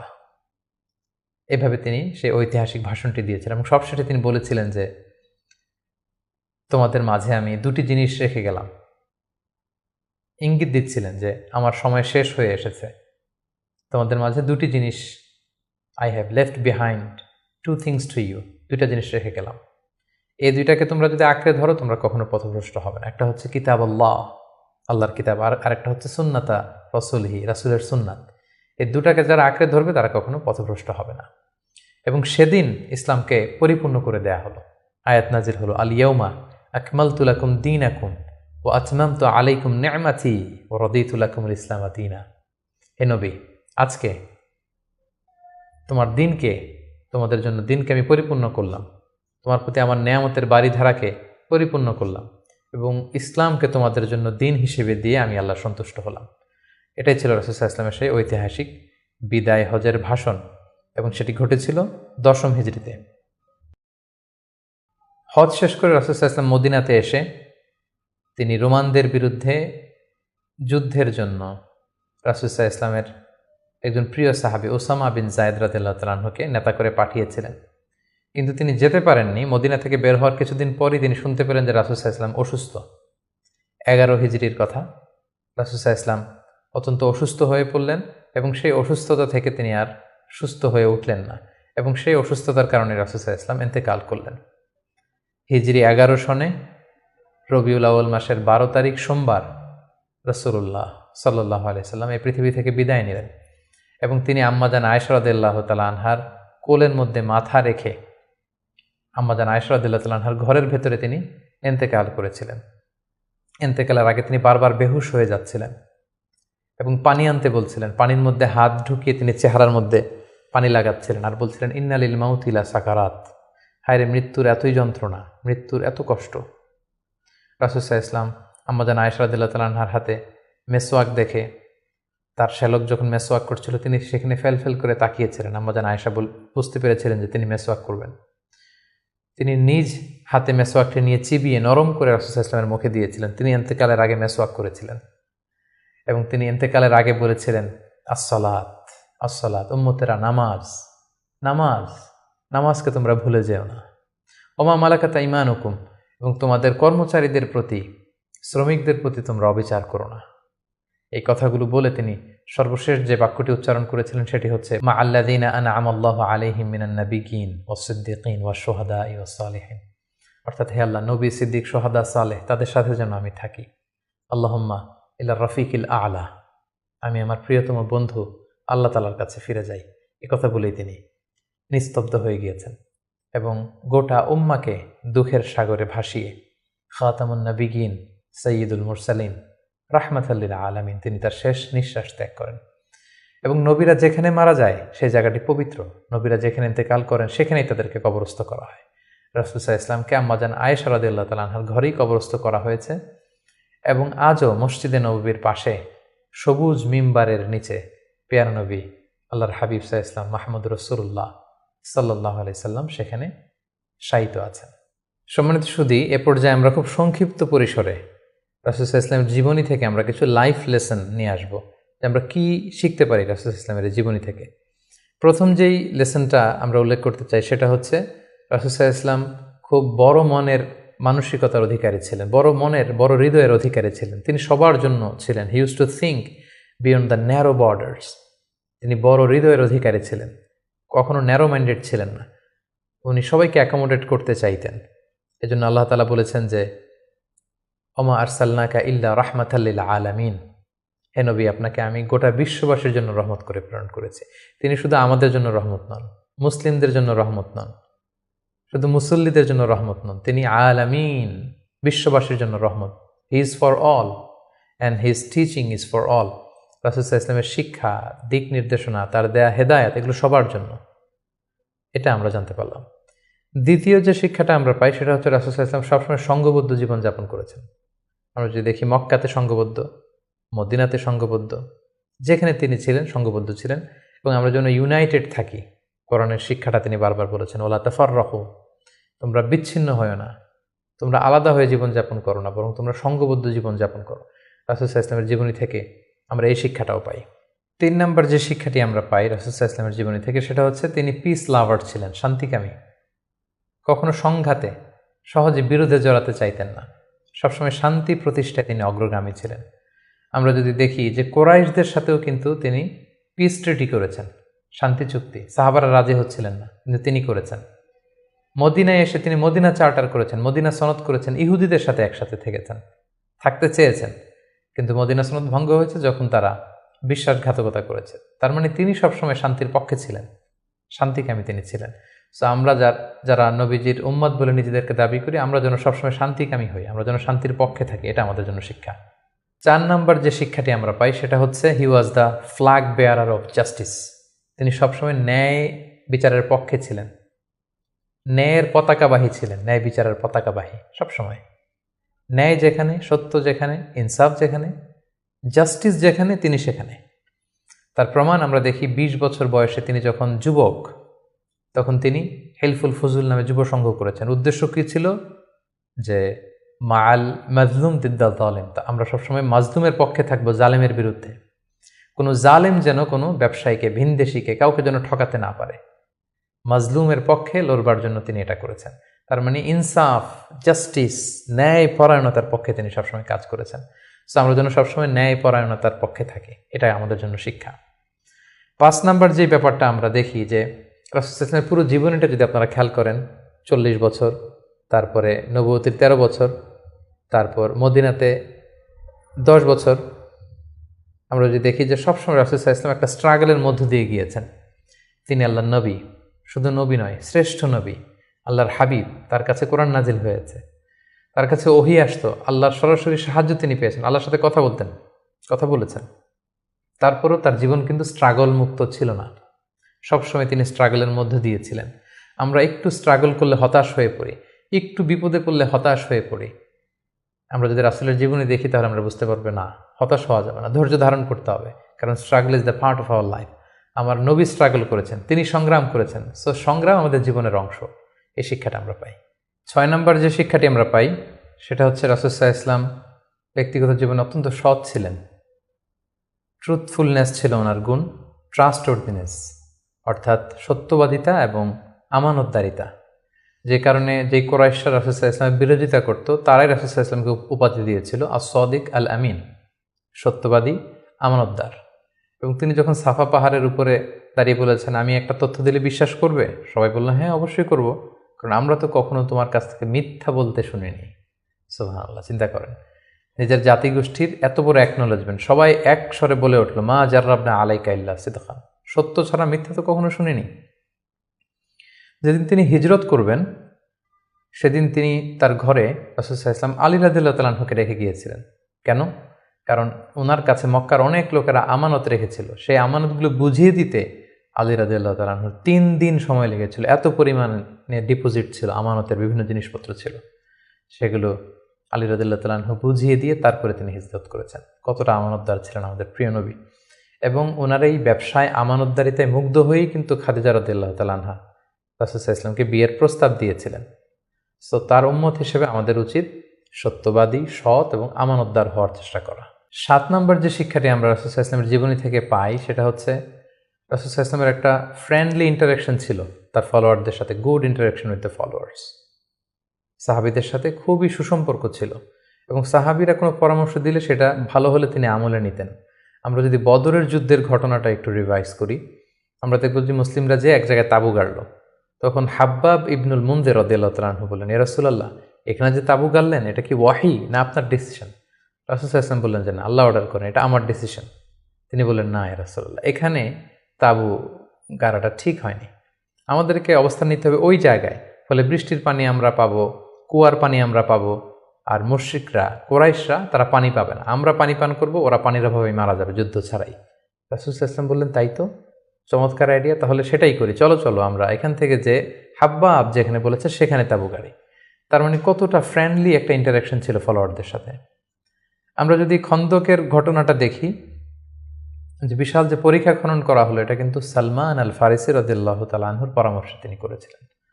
আমাদের অনেক লিডারদের মধ্যে একটা বসি ভাব থাকে, যে আমি সব জানি, আমার ফলোয়াররা কিছুই জানে না, আমার টিমের লোকেরা কিছুই জানে না। না, রাসূল সাল্লাল্লাহু আলাইহি ওয়াসাল্লাম এটা করতেন না। কারোর কাছ থেকে কোনো ভালো কনসালটেশন, কোনো পরামর্শ আসলে পলিসি মেকিংয়ে তাদের কথাও তিনি রাখতেন। সুবহানাল্লাহ, এটা একটা গুড লিডারের বৈশিষ্ট্য। 8 নাম্বার যে শিক্ষাটা আমরা পাই সেটা হচ্ছে রাসূল সাল্লাল্লাহু আলাইহি ওয়াসাল্লাম হেভিলি ফোকাসড ছিলেন তার মিশনে, এক্সট্রিমলি ফোকাসড রাসূল সাল্লাল্লাহু আলাইহি ওয়াসাল্লাম ছিলেন।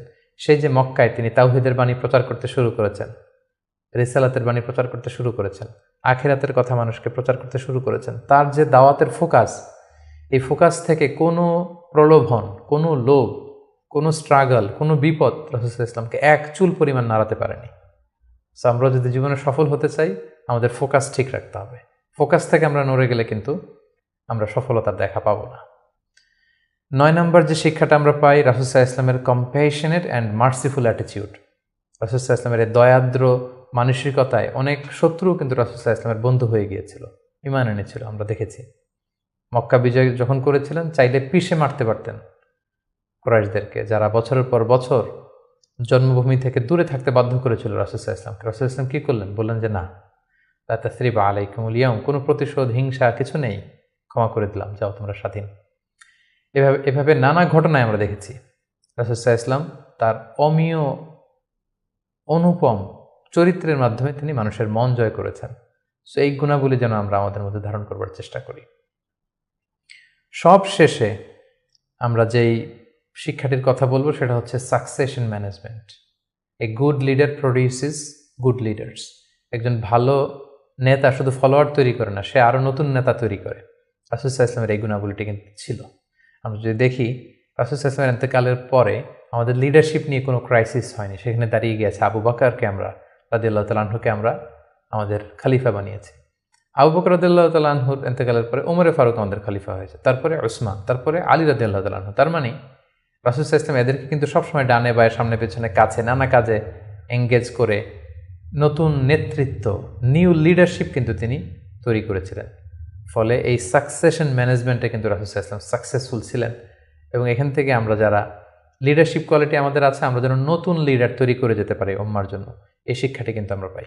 সম্মানিত সুধী, রাসূল সাল্লাল্লাহু আলাইহি ওয়াসাল্লামের জীবনের প্রতিটি স্টেপে, প্রতিটি পদক্ষেপে, প্রতিটি ঘটনা থেকে অসংখ্য অসংখ্য শিক্ষা আমাদের জন্য রয়েছে এবং বের করা সম্ভব। কিন্তু আজকের এক পর্বে এই সবগুলো শিক্ষা বা লেসন নিয়ে বা টিচিং নিয়ে আমাদের পক্ষে আলোচনা করা সম্ভব না। আমরা প্রফিট সিরিজের সর্বশেষ পর্বে আমরা এতটুকুই বলতে চাই যে আমরা এক পর্বে খুব সংক্ষিপ্ত পরিসরে এখানে উল্লেখ করলাম, আমরা কেবলমাত্র রাসূল সাল্লাল্লাহু আলাইহি ওয়াসাল্লামের সিরার উপর 50 পর্ব কিংবা 100 পর্বের একটা ধারাবাহিক সিরিজ করার প্রত্যাশা রাখি। আল্লাহ তাআলা আমাদেরকে তৌফিক দান করুক। সম্মানিত সুধী, রাসূল সাল্লাল্লাহু আলাইহি ওয়াসাল্লামের ফলোয়ার বা উম্মাহ হিসেবে আমাদের উচিত রাসূল সাল্লাল্লাহু আলাইহি ওয়াসাল্লামের আদর্শকে আমাদের জীবনে বাস্তবায়ন করা, তার প্রতি ভালোবাসার সর্বোচ্চ নমুনা পেশ করা, তার সম্মান আমাদের সম্মান। তাকে যখন গালি দেওয়া হয়, তার বিরুদ্ধে যখন কটু কথা বলা হয়, আমরা যেন তখন এটার প্রতিবাদ করি, লেখনীর মাধ্যমে, বক্তব্যের মাধ্যমে, একত্রিত হয়ে বিভিন্ন ইভেন্টস করার মাধ্যমে রাসূল সাল্লাল্লাহু আলাইহি ওয়াসাল্লামের রেখে যাওয়া শিক্ষা যেন আমরা আমাদের বাস্তব জীবনে কাজে লাগাই, আমরা যেন অন্যের কাছে পৌঁছাই, আমরা যেন সোশ্যাল মিডিয়াতে ছড়িয়ে দেই এবং রাসূল সাল্লাল্লাহু আলাইহি ওয়াসাল্লামের এই শিক্ষা যেন আমরা আমাদের অমুসলিম ভাই বোনদের কাছে পৌঁছাতে পারি। আমরা যেন রাসূল সাল্লাল্লাহু আলাইহি ওয়াসাল্লামকে আমাদের জীবনের চাইতে বেশি ভালোবাসতে পারি। আমরা যেন বেশি বেশি রাসূল সাল্লাল্লাহু আলাইহি ওয়াসাল্লামের প্রতি দুরূদ পড়ি, তার রেখে যাওয়া শিক্ষা এবং আদর্শ যেন আমরা মেনে চলতে পারি। আল্লাহ তাআলা আমাদের সবাইকে কথাগুলো বোঝার, আমল করার তৌফিক দান করুক। হাযা মা ইনদি ওয়াল ইলমু ইনদাল্লাহ আলাইহি তাওয়াক্কালতু ওয়া ইলাইহি উনীব। আসসালামু আলাইকুম ওয়া রাহমাতুল্লাহি ওয়া বারাকাতুহু।